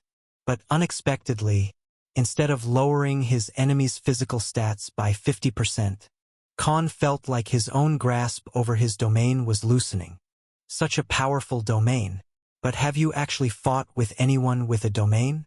Based on your attainment in this law, it's simply too weak, spoke Romulus, whose mane and beard floated and glowed, waving like a raging fire. Clap. Romulus quickly clapped his hands, and in just a few seconds, for the first time in Khan's new life, the entire dimensional domain shattered like a glass window falling on the floor.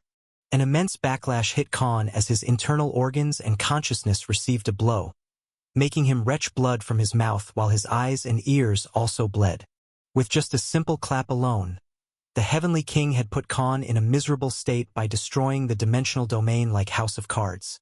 Something Khan could never even imagine would happen one day. You were lucky that other saints and heroes you met so far didn't use a domain of their own. With this poor mastery over the law, you will never survive against a powerful enemy above the 5th stage saint even with your domain. You have so much to learn, said Romulus, almost sounding greatly disappointed. Who the hell are you? How do you know me? Shouted Khan while creating distance between Romulus and himself as he fled 4 kilometers away, and now, the distance between them was a total of 7 kilometers in the sky. Yet Khan felt like it wouldn't be safe enough because of how strong the attacker was. Ha! So pitiful. I just had to simply clap my hands to overthrow your domain. Do you want to see how a true domain looks and feels unlike that cheap imitation of yours? He mocked Khan openly. Boom! A massive red burst of aura erupted like a volcano, sending tremors into the ground below while shaking the clouds in the sky. Khan himself was shoved another kilometer backwards from the shockwaves as the 7th stage saint revealed his domain. Death, war, fear, helplessness. Those were the feelings that suddenly arose in Khan's mind as he indescribable terror as the red dome erupting from Romulus' body encapsulated Khan and the nearby 50 kilometers radius effortlessly. And finally, a horrifying scene emerged in front of Khan. Millions of corpses and skeletons spread over the ground.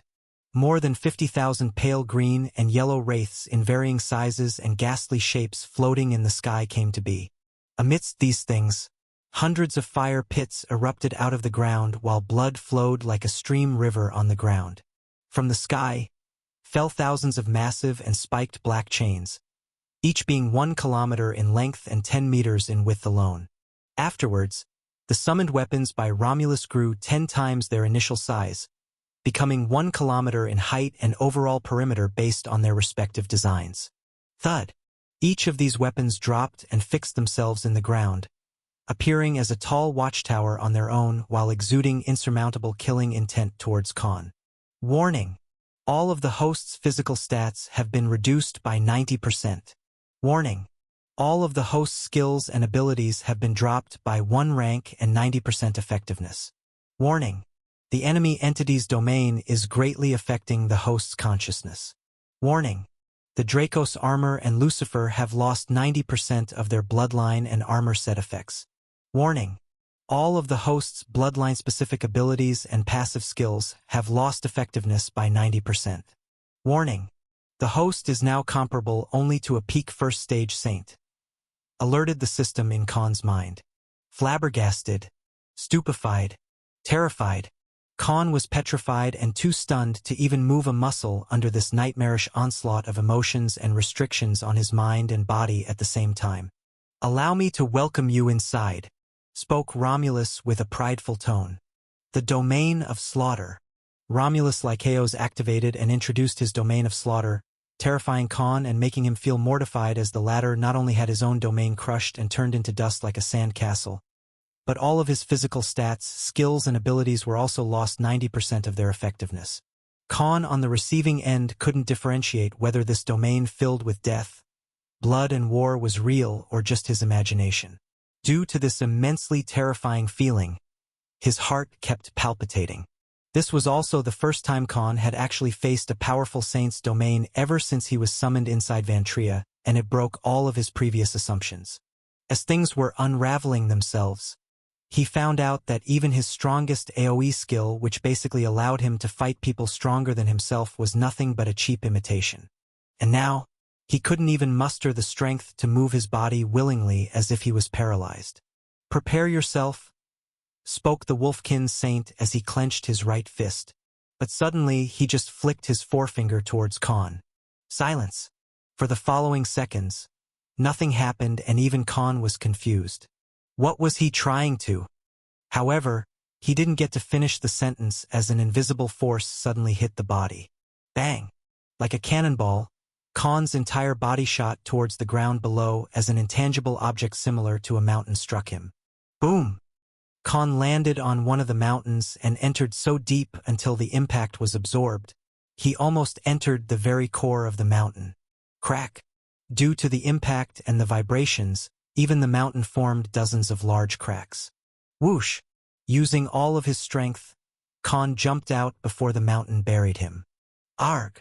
Khan groaned in pain as his entire body felt like it was hit with a hammer, almost cracking all of his bones and destroying his internal organs. The regeneration skills and his defensive skills protected him despite their negligible potency at this point. Otherwise, Khan would probably be entombed inside the mountain like an Egyptian pharaoh. Good. You could at least survive that much, spoke Romulus, nodding in approval. He then sent one of his massive 100-meter-tall greatswords filled with blistering red aura towards Khan.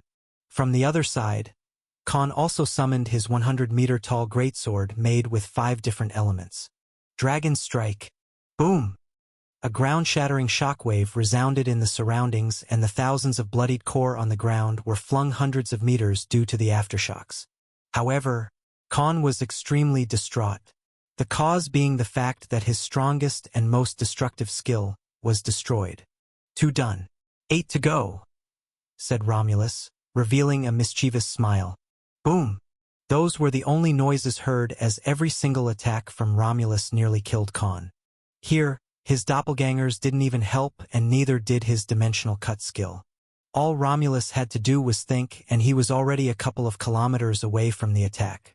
There was even a time when he tried to fake his death using one of his doppelgangers, but the wolfkin sneered instead, saying such cheap tricks would only fool a retard. You're good for someone self-taught. You have incredible abilities and skills as well that many don't have. But how long can you survive? Asked the peak 7th stage saint. The difference between Khan and Romulus was like heaven and earth indeed. If the latter willed it, Khan would instantly die. The only useful skills that could work at the moment were phase shift, his regeneration abilities, and dimensional cut, as Romulus had basically sealed off all the other skills and abilities he had acquired till now. See, without multiple of your abilities, you're nothing. You have no technique unique to your own. You have not created any specific abilities or signature attack skills other than that massive greatsword made of elements. Don't think that the world is filled with weaklings like the ones you've fought till now. He openly berated Khan as he put the latter in a half-dead state with his 8th attack. What do you think would happen if you fought someone many times stronger than yourself? Asked the Heavenly King in contempt. Stop flexing your strength. You're a peak 7th stage saint bullying a 1st stage saint now.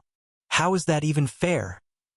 Retorted Khan while coming out of a massive pit of blood and corpse where he was thrown into after getting hit.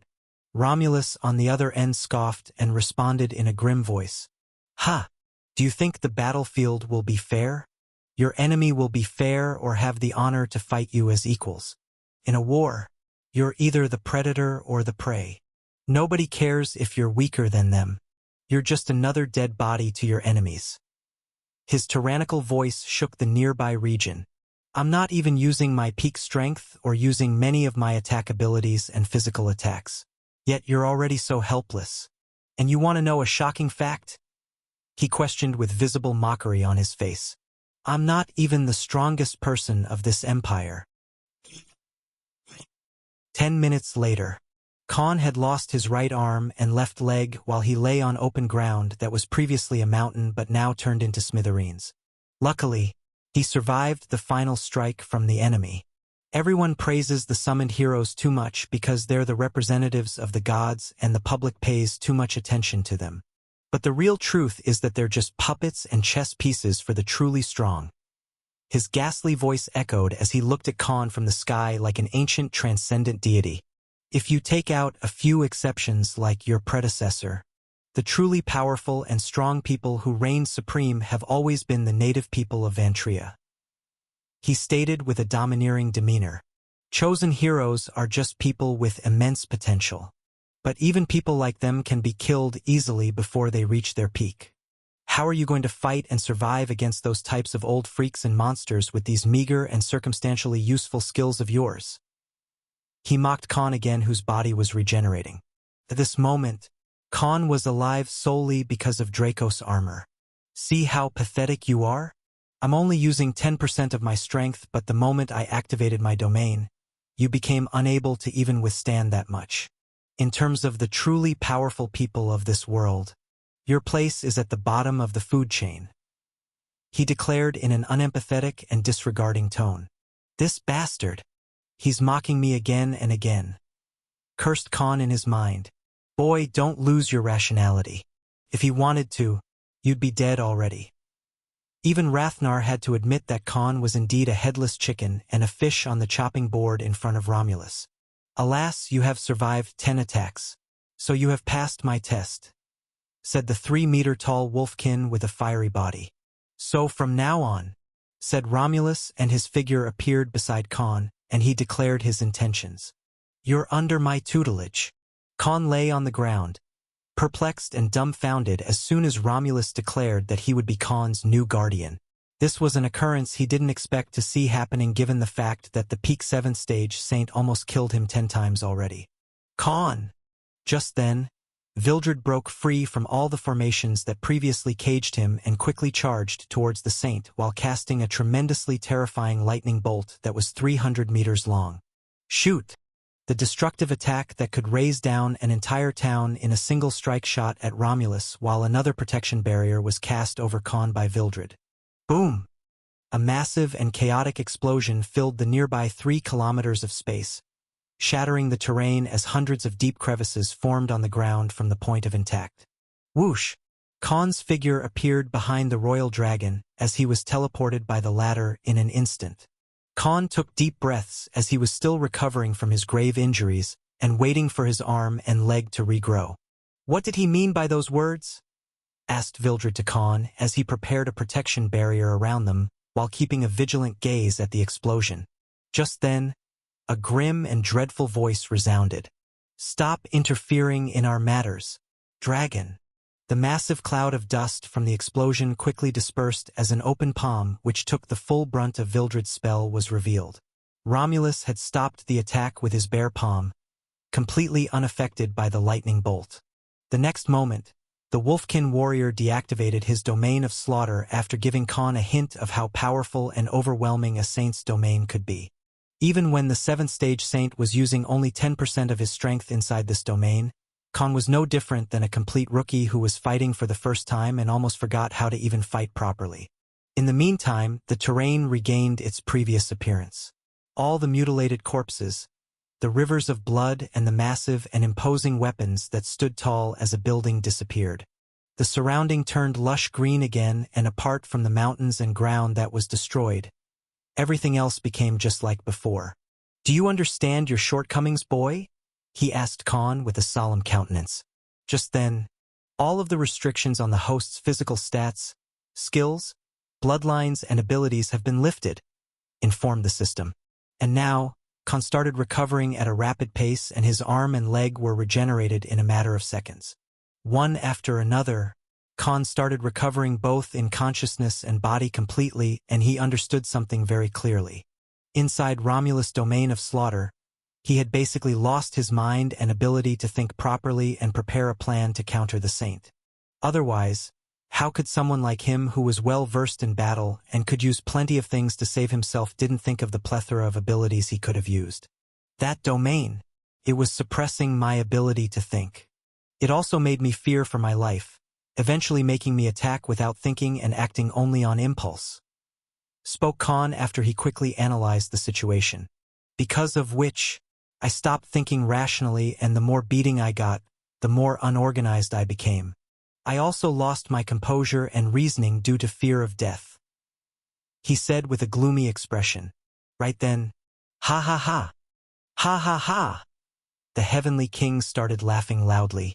This is the first time someone quickly self-analyzed how badly they lost under the influence of my domain. Well done, boy, said Romulus, almost praising Khan for his quick thinking. You're indeed correct. My domain not only suppresses the opponent's body but also breaks their mental fortitude. As my enemies lose their will to fight, they turn into nothing but cattle inside a slaughterhouse. He revealed while grinning. However, don't mistake that you've figured it all out. That's barely the surface-level skill of my domain. I didn't even use the other phases of it. He replied with an approving smile. Damn it! Now I remember where I fought someone like him before. Suddenly, Rathnar spoke in bewilderment as he too recovered from the influence of the domain. This Wolfkin is an apostle of Mors, the deity of slaughter, he declared in Khan and Vildred's mind. Both of them were rooted on the spot as soon as Rathnar revealed this. No wonder that domain and his aura felt familiar. The Apostle of Moors I fought 1,200 years ago was a vampire who had this exact domain. He iterated in a grim tone. Boy, all of us were very lucky. If he used the full power of his domain, unless you were an 8th stage saint yourself, there's no way you or Vildred would have survived. He informed with an incredulous expression. Vildred then calmed himself and asked in a firm voice, What is your true identity? How do you know the boy? And how did you know we were coming here in the first place? Asked the royal dragon while silently preparing a spell to escape if needed. Con Salvator, the 9th hero of darkness. Once the sovereign of Verlassen fiefdom in Rocco's empire and also an accomplished saint-rank blacksmith in Vulcan Empire. You were recently hiding inside the Zivit Empire as an elf named Legolas Ragnarsson while masquerading as a mercenary guild leader. You also have 3 divine abilities and 9 blessings from deities. 6 from our ancestral Lord Cravel and 3 from deities of blacksmithing called Brocker and Eitri. On top of it, you made a soul pact with Rathnar Whitlock, the legendary peak saint and the first emperor of the Rocco's empire. Am I right? Stated Romulus with a wide grin as he basically gave a memo of Con's entire history in Vantria so far. Con, Rathnar and Vildred were simply shaken to their cores. Unable to speak even a word as Romulus revealed all these well-hidden secrets so casually. Outmatched. Petrified. Con had no idea how the Wolfkin knew about all of his well-guarded secrets. What terrified him the most at this point was an undeniable fact. That he was no longer in charge of his own fate. Con's heart was in turmoil again as Romulus recited his biography and revealed everything important there was to know about him, including his identity as chosen hero and his soul pact with Rathnar. Where he lived and what identities he previously used were no exceptions either. Surprised? Asked Romulus nonchalantly. Con's face paled as if life was sucked out of him, turning him into a white sheet of paper. Romulus then turned his gaze towards Vildred and spoke in a stoic tone. Stop that teleportation spell. It won't work. He warned the royal dragon whom he had mistaken for a lesser dragon. And where are you two planning to run away anyway? Back to the Zivit Empire? He asked with a mocking tone. Do you want me to reveal this kid's real identity to the High Elves and my own people? Do you think there will be any place safe for him afterwards? He openly threatened and blackmailed Con, Vildred, and Rathnar. What do you want? Asked Con, who had fully recovered. Although Romulus retracted his overpowered domain, the fact remained that they were still surrounded by this isolation barrier that closed all escape routes. And usually, the only way out was to kill the user who used the artifact. However, given how strong and terrifying Romulus was as he demonstrated earlier, both of them had no confidence. Even Vildred could barely protect himself against the Wolfkin given the difference in their rank. If the latter was only a beginner 7th stage saint, they at least had some confidence. But after seeing the domain of slaughter, they'd be fools to engage in any confrontation against him. Before I answer, let me ask you something.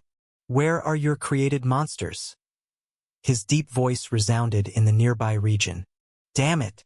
He even knows about my subordinates. He probably knows that my monster army is hiding inside the shadow. It's very likely that he came prepared to apprehend me in every possible scenario. Any form of resistance is just futile against him. Concluded Con. I left them inside the Zivit Empire to grow their levels and abilities. Responded Con with an indignant countenance. Good choice. Spoke Romulus and nodded in approval. Otherwise, all of them would have been easily detected by the upper echelons and other heavenly kings as well as our empress easily. He iterated with a thoughtful expression as he folded his hands behind his back. Unlike the places you have been so far, we pay a lot of attention to our bloodlines and heritage. Bringing them here would have raised too many questions no matter where you went. He said. Stop beating around the bush and tell us the truth already, bellowed Vildred inside the protection barrier. Con already continued his query. You still haven't answered any of our questions. Who are you? How do you know everything about me? And what do you want? Romulus Lycaeus, the the heavenly king of the Nader Empire, chuckled lightly and replied, "Well, you already know my formal identity. But for your case, I have a past that has forced me to come here and intercept you. And like I said, you're under my tutelage now." Arg! Another cryptic response. Even Khan was exasperated at this point. "Ha ha ha! I'm just messing with you. Listen carefully," laughed the Wolfkin, and his expression turned serious. "I'm a former member of the Heroes Party, but unlike what you'd expect, I was part of the Hero of Darkness Party." He finally revealed his hidden secret to the trio. "What? You mean?" Khan was taken aback, completely caught off guard. "Yes, I fought alongside the 8th Hero of Darkness," replied the 7th stage saint without omitting the truth furthermore. "I have been living with a disguised identity after what happened 300 years ago. And now, the Beast Empire is my home," spoke Romulus in a solemn voice. "However, someone who knew of my past recently asked me to find and intercept you. He's the one who told me everything there is to know about you, and hence I'm here." He iterated sternly. Who is that person?" asked Khan with a vigilant mind. There was someone who knew everything about him while completely hiding in the shadows. And Khan ran a few possibilities in his mind, but nobody he knew beforehand fit the bill. However, Romulus only shook his head. "I can't tell you for your own safety. His identity is rather special. If others ever found you and figured that it was him, it would do more damage to the world instead. That's a risk I can't take." He spoke. "But he did tell me to relay his words to you." He iterated and repeated what he was told to say to Khan once he found the ladder. Romulus' expression turned serious, and he recanted in a grim voice. "Time for running and hiding is over. You no longer have a choice.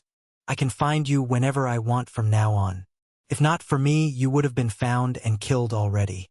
Don't even bother running away or hiding using a different persona. Stay under Romulus' wing and learn from him in the meantime, and patiently wait for the day I personally come for you. After that, you will find all the answers you've been looking for." The 7th stage saint repeated Argos Belmont, the Revenant Sovereign's words. "He is doing his best to protect you, but he can't come here now. Until then, I'm your guardian," revealed Romulus. There was no need to lie to Khan. Hiding the truth would only create problems and distrust later. So he decided to choose the path of honesty from the start. After 10 minutes of discussion, Khan finally came to accept his current predicament. Even if he ran inside the true dimension, he couldn't abandon Vildred because of the contract of familiarity, and the latter wasn't his subordinate who could jump in his shadow either. Besides, he was already aware that Romulus knew about his divine abilities as well. So there was no point in any useless struggle. As for declining, not a chance either. He could either go with Romulus on his own accords or get taken in as a prisoner, and God knows what kind of torture he'd have to suffer if he retaliate. So, escaping was no longer an option for Khan. Change your appearance fitting for a new identity, and choose a main element you are going to prominently use till you're staying under my wing," he ordered in an authoritative tone. He then gave Khan a few instructions, and finally, Khan used the metamorphosis bloodline to create a new persona. 15 minutes later, a 3-meter-tall blue wolfkin with a ripped body and blue glowing eyes came to be. In terms of appearance, he was similar to Romulus in many ways, as Khan based the design on the wolfkin. The key difference was Khan chose to be a water-va-ice elemental warrior for personal reasons and had small frozen icicles coming out of his shoulders and nape. His chest glowed blue with rune-like tattoos that spread across his torso. Khan then equipped his legendary rank gauntlet, pauldron and boots set collectively called Beowulf. Next, he used the Draconian bloodline to repress its rank to epic rank so no one would find them suspicious. After he was done with everything, if one didn't know better, they'd feel like Khan and Romulus were blood-related, just with different element affinity. Good. It will work perfectly with the identity I have already set up for you. And from now on, your name is, spoke Romulus and declared Khan's new persona he was to live with inside the Beast Empire. Atrus Bellator. A feeling of resignation crept up in Khan's mind as he chose to accept his current circumstances and decided to follow Romulus without making any more effort or retaliation. Why did Khan accept being under someone else's control contrary to how he always preferred to be his own man and didn't submit to others? Because of three main reasons. First being the so-called powerhouse who not only knew about Khan's identity, where he had been or what personas he used till now, but also was aware of all of his divine abilities, blessings and pact with Rathnar as well. And if he was aware of Khan's pact with Rathnar, means there was a possibility that he also knew about him possessing the Peak Saint's core as well as the Tablet of Arcana. These were the type of secrets even the most prominent empires in the world of Vantria would wage a war for. The second reason being that this said powerhouse had actually blackmailed Romulus Lycaeus, a Peak 7th stage saint who was also titled as a heavenly king of the Nader Empire. Khan wasn't an idiot to presume that you could just blackmail an powerful being like Romulus only because you had some key information about their past or hidden secrets. You needed to have absolutely overwhelming might and a cunning mind to force someone like Romulus to do your bidding.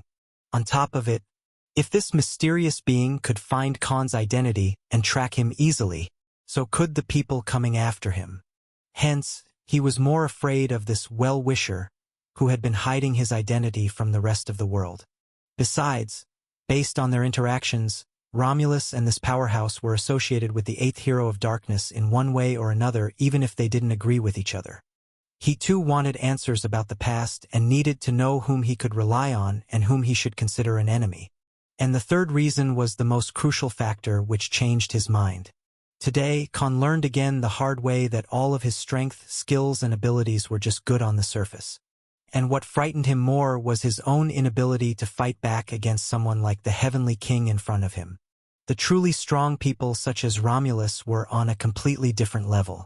The only advantage Khan had against such people was he could run away to save his life if the space around him wasn't sealed. But if it was, then he was no different than a fish on a chopping board. Like a bucket of icy water thrown in his face, Khan was slapped in the face with this harsh reality today. Something that he needed to remember again, something crucial he had forgotten during all his time carefully hiding so far. That his true enemies were not some cliché novel story type of villains who were just 1 or 2 ranks higher than him and he could always beat them by coincidence or some sort of plot armor. Those who were after his life were at least 3 to 4 stages above him, had unfathomable abilities as well as incomparable experience. Besides, this was just Romulus giving Khan a testing experience. Romulus was so overpowered that he didn't even attack Khan physically. All he did was flick his fingers and used invisible forces to nearly beat him to death. He didn't even use his basic attack skills, or personally wielded any weapon to break Khan's bones. In simple words, Romulus did not even consider Khan as someone worthy to use his opponent or use his full strength. If this was just the case for one 7th stage saint, then what about other saints who had different types of domains, classes, and combat skills? Khan was very lucky that Romulus was a friend and not someone who wanted to kill him. Otherwise, this would have been his last day in Vantria. Because even with his blessings from Cravel, Khan never had a real teacher and powerful skills other than the Dragon Strike skill he created by himself. The majority of his skills came from divine abilities and the ones created by the system. Being an ignorant and oblivious fool about the matter of gods, other chosen heroes, and the past itself was no longer an option for Khan. All in all, unless Khan himself closed that gap between skills and strength, he couldn't even amount to much more than a frog in a well. If he didn't become overwhelmingly strong, then he was as good as dead. Thus, Khan wanted to learn real skills and raise his own strength instead of relying on his luck and coincidences. Moreover, why did Khan choose the water/ice element for his new identity as Atrus Bellator? It also had sound and logical reasons. One being his complete immunity against fire. Obviously, Khan couldn't expose his perfect immunity against the darkness element to the world. And if he chose water and ice element as his main element of reality, his body had an affinity with. His enemies would use fire element to suppress him in their attacks and abilities. But since he was perfectly immune to now, he could always use it as one of his trump cards to overturn the situation or even catch his enemies off guard in a life and death battle. And thanks to Cthulhu, He currently had second most affinity with water/ice elemental skills, making him one of the strongest people in that element among his peers of the same rank. Khan had thought about everything very carefully while thinking about his future in the Beast Empire. 3 days later, Romulus brought Atreus to his main base, which was 28,000 kilometers away, on the northern forest range of the Nader Empire. This was the region of the Nader Empire under Romulus' rule called the Elysium. Throughout their journey, Vildred hid himself perfectly and traveled beside the two wolfkins while being completely invisible to the outside world. In the meantime, Atreus had seen never-ending forests, civilization perfectly merged with these terrains, while widespread cities made of stones and woods, while some cities were literally part of enormous mountains that were a few kilometers in radius alone. Finally, they stopped in the central region, which was where Romulus reigned as the Supreme Lord. This city was also settled on a mountain, had dozens of floating hills in the air around it where people had built their houses and settlements. This was a 3 kilometers wide fortress-like city, surrounded by a calm seashores on two sides, while the lower region of the mountain was occupied by common citizens. This unique city, created using inconceivable architecture and planning, was going to be Khan, aka Atreus' new home, called as Aurelius. Amidst the open skies and vast mountainous region, Romulus and Atreus stopped in Aurelius, the heart of Elysium. The city itself was a marvel in Khan's eyes because half of it was standing on a carved half-moon-shaped body of the mountain, while the region at ground level was bustling with a populace that varied greatly, even though he had seen some of them in the other empires he had been to. Although Aurelius City was only 8 kilometers in perimeter, while 2 of its fronts were surrounded by seashore, the structure of the city, naval forces, fortresses at the borders, and massive warships that protected the sky made it look like an impregnable stronghold. But additionally, there were at least 15 to 20 other species he hadn't seen before at all. Also, many flying monsters he had seen so far that filled the sky were new to his sight. And I will soon start sharing their reference arts in upcoming chapters for every species. This arc has a lot of species and unique characters. Soon, hundreds of flying ships akin to saucer-shaped UFOs on Earth flew in the sky, and multiple warships made of pure black wood which made them look like metal also approached Romulus and Atreus. Both of them stopped on the deck of one of such 500 meters long warships that floated in the sky. "Lord Heavenly King, we are ready," spoke the captain of the warship, who came to greet Romulus. This captain was a brown and grisly bearkin who knelt in front of Romulus. "All right, it's better that everyone knows it beforehand than somebody spreading unnecessary rumors," spoke the fiery red wolfkin, and then the warship proceeded towards the central fortress where their main headquarters was. Throughout their short travel, hundreds of demi-humans kept glancing at Atreus, trying to guess his connection with the peak 7th stage saint. He. I will finally have what I have been looking for all these years. Someone with blessings from our ancestral Lord Cravel. If what Argos said was right, then Khan is the best-suited candidate, and the identity I created for him would be the most appropriate for the situation, thought Romulus. Unbeknownst to everyone, beneath his aloof and domineering countenance was a mischievous smirk, while the 7th stage saint tried his best to cover the greedy and covetous grin from everyone else. Finally, they reached an open ground inside a massive red fortress with 5 stories. The space where the warship landed in the middle looked no different than a gladiator arena. Thousands of armored soldiers in battalions, forming lines after lines, stood orderly while brandishing their respective weapons. The official attire and design of the Nader Empire's military contained many archaic patterns carved on yellow and brown armor sets. And in front of them stood various elderly saint commanders, all of them varying in size and species. However, there were 4 different individuals, 3 males and 1 female, who looked much younger than the others despite being saints themselves. And the strongest 2 among them were also 4th stage saints, just like Atreus aka Khan. All of them had solemn and uneasy faces, while a halo of curiosity enshrouded their countenance. The only common thing among all 4 of them was that they were white wolfkins. Not just them, but everyone present here was curious about Khan's identity, as he fearlessly and carefully walked behind Romulus. Unlike how many would react in such a condition, Khan wasn't slightly fazed after watching so many powerful people and thousands of soldiers. Why? because he once ruled the Verlassen fiefdom as its sovereign. The prestige and authority he held was hundreds of times more than this. There were times when a few 100,000 soldiers respectfully bowed in front of him while amassing in a couple of kilometers. Compared to his time in the Rocco's empire, this type of welcome was hardly worth mentioning. Hence, Khan felt zero pressure from thousands of these curious gazes. Finally, a wide and tall altar covered under a red carpet came into sight where 3 throne-like chairs were arranged. On one of them was a beautiful and mesmerizing white wolfkin adorning pristine white and golden nobles attire. Even for someone like Atrus, who was originally a human, her appearance was akin to a goddess blessing the world of mortals. "That's my wife," said Romulus with a grim voice. "And those 4 are my children," he continued in a prideful tone. Khan was suddenly brought back to reality, almost feeling like he nearly got killed by Romulus again. Vildred was invisible at this moment and casually walked around. He suddenly spoke in Khan's mind. "They are all very strong, especially her. She's a 5th stage saint herself, and I sense an unfamiliar but very strong bloodline from them, just like Romulus," said the royal dragon. Khan's expression also turned vigilant because now he was affirmed of his suspicion. Ever since they met Romulus back at the border of the Nader Empire, he felt an indescribable and inconceivable innate connection and familiarity with him.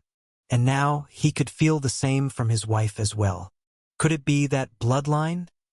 Suspected Khan. At this moment, some people were gossiping among themselves, wondering if this blue wolfkin brawler warrior was someone related to Romulus. When they finally reached the altar, Romulus stood tall and gazed at thousands of people who didn't even bother to breathe loudly in his presence.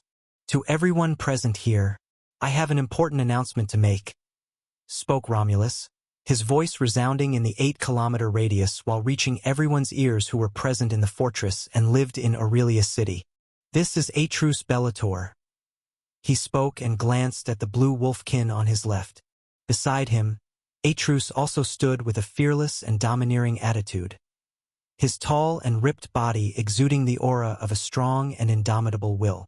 "From this day, let it be known to the entire Elysium and Nader Empire that Atrus Bellator is—" Finally, he revealed Atrus' new identity in front of everyone gathered in open grounds, a background he had set beforehand. Even Khan was unaware of what Romulus had planned for him. "My shadow disciple." In front of thousands of people present on the arena-like grounds, and the normal populace across Aurelia City heard his proclamation. And as a result, millions of people turned dead silent. Everyone was shocked since none of them expected this sudden revelation. Even the 5th stage saintess, aka Romulus' wife, had her eyes wide open in bewilderment, as if this was the first time hearing about this matter as well. Atrus, aka Khan, on the other end, had an astonished expression.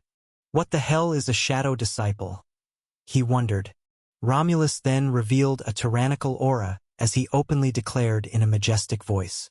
"Atrus will be participating in the Elysium tribal tourney next year as the official representative of the Fenrirborn tribe," he announced with a prideful tone. "The what tribe now?" Khan's blue glowing eyes widened again, filled with confusion. He had no idea what the hell was happening here. But soon, he noticed conflicting responses from all the people present among the soldiers and high-ranking officials who stood on the sides. Some people almost gave a look filled with pity for Atrus.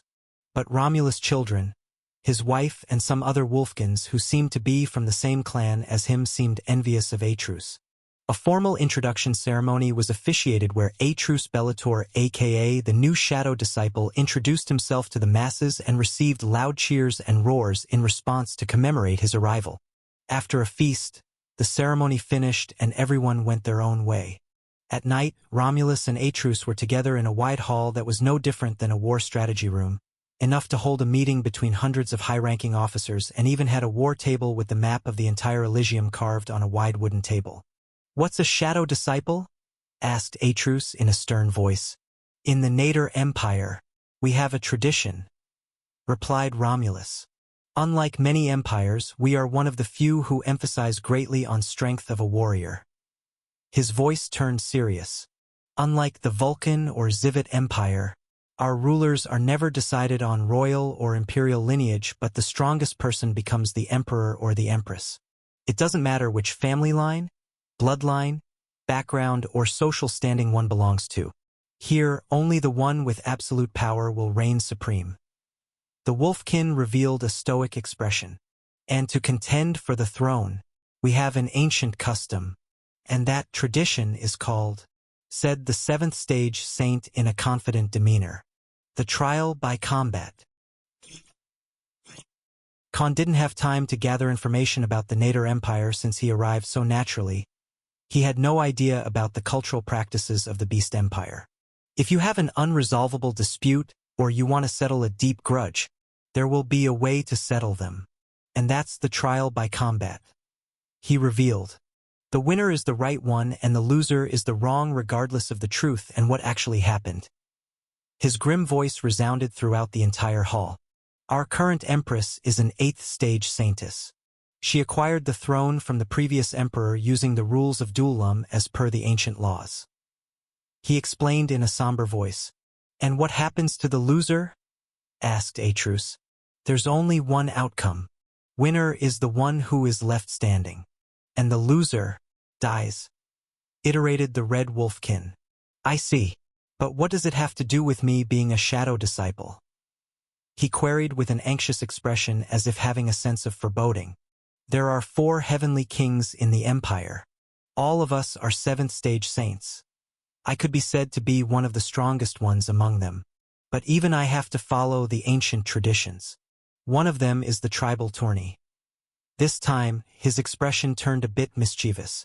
In the empire that decides the fate of someone's life and billions of citizens based on strength and power, we also allocate many things such as resources, tenders, trading rights, mining rights, businesses, and many other things using the trial by combat that's held between various tribes across the empire. And for these exact trials by combat, every tribe leader takes 2 disciples. The Wolfkin leaned on a massive red throne.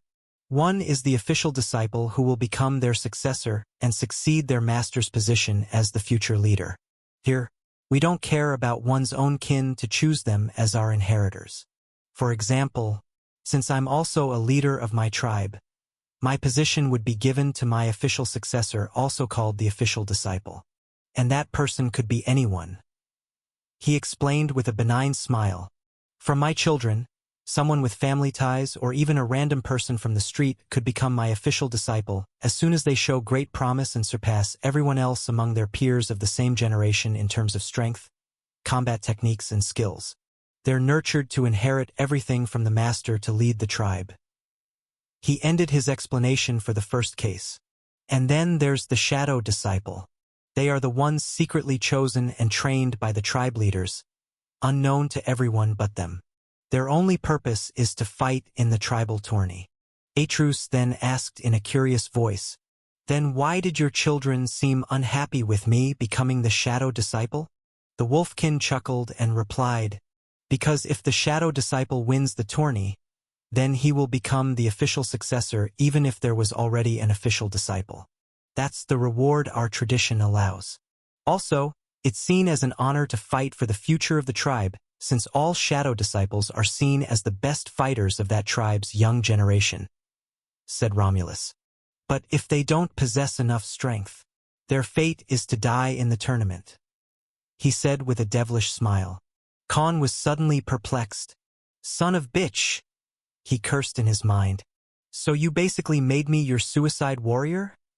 He questioned with his expression turning gloomy. Ah! Romulus burst out and started laughing hysterically.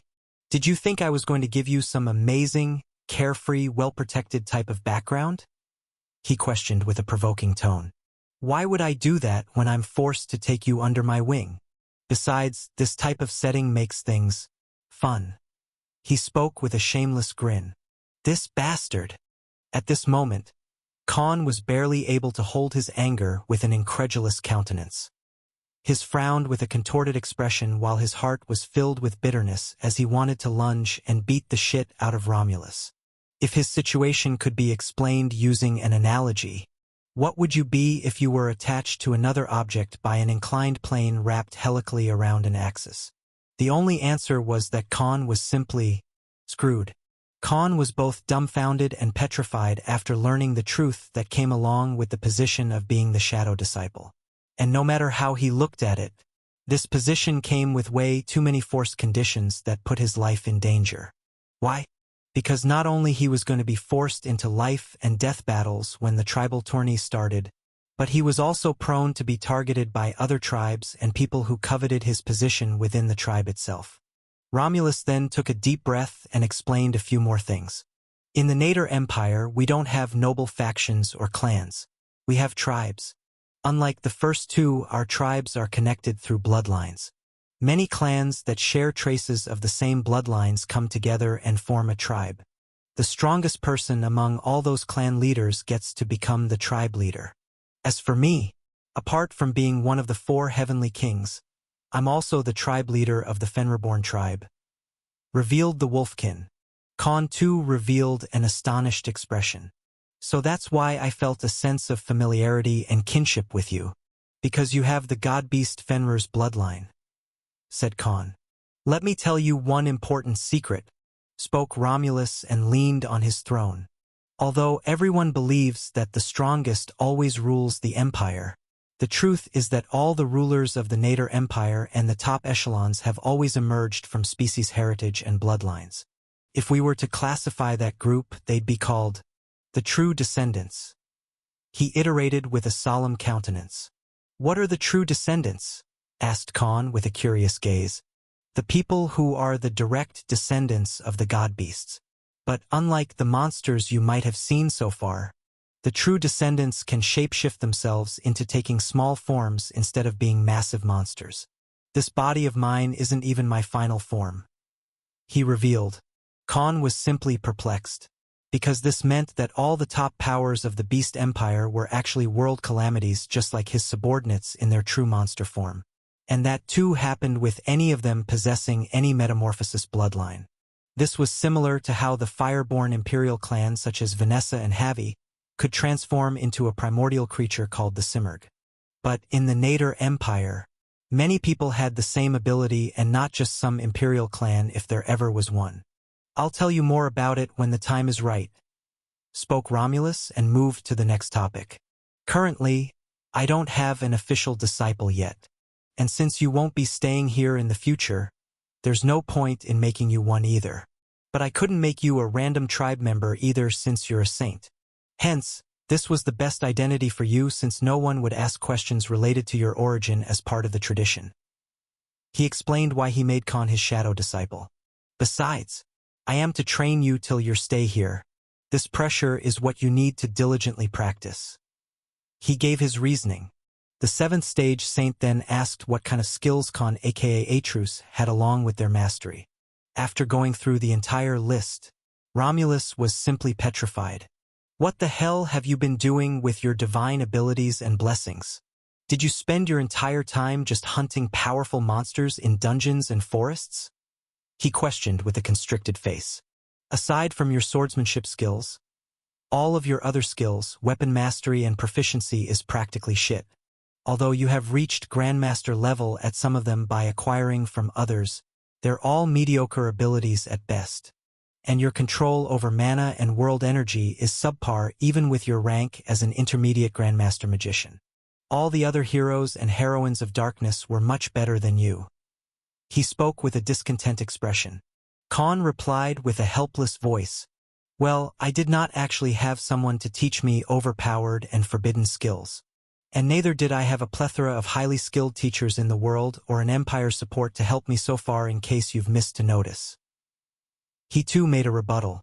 Just then, Vildred showed up out of his invisibility barrier and interjected. Battle techniques are not my forte. As for magic study and everything else related to them, I can see to that. He openly proposed on the spot. Khan and Romulus were taken aback at the same time. You do that for me? He asked the royal dragon. To his hushed voice, Vildred replied with a confident smile.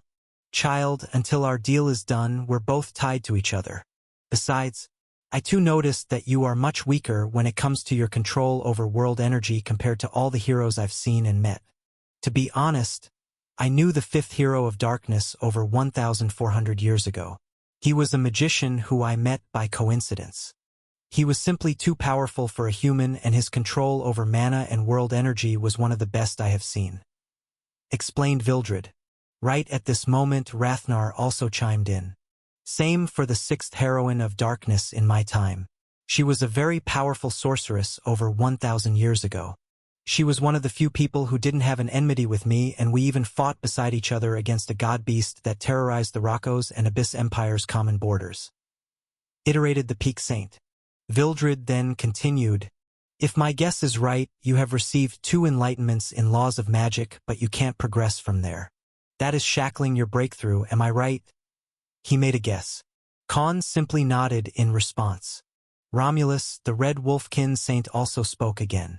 "Remember how I broke your domain without any effort? It was because your control over its law and world energy were like a frail and dried tree branch. Compared to that, my domain of slaughter is like an entire forest," he said, almost in a bragging tone. And finally, both Romulus and Vildred asked Atrus aka Khan in a domineering voice, "So which one do you want to learn?"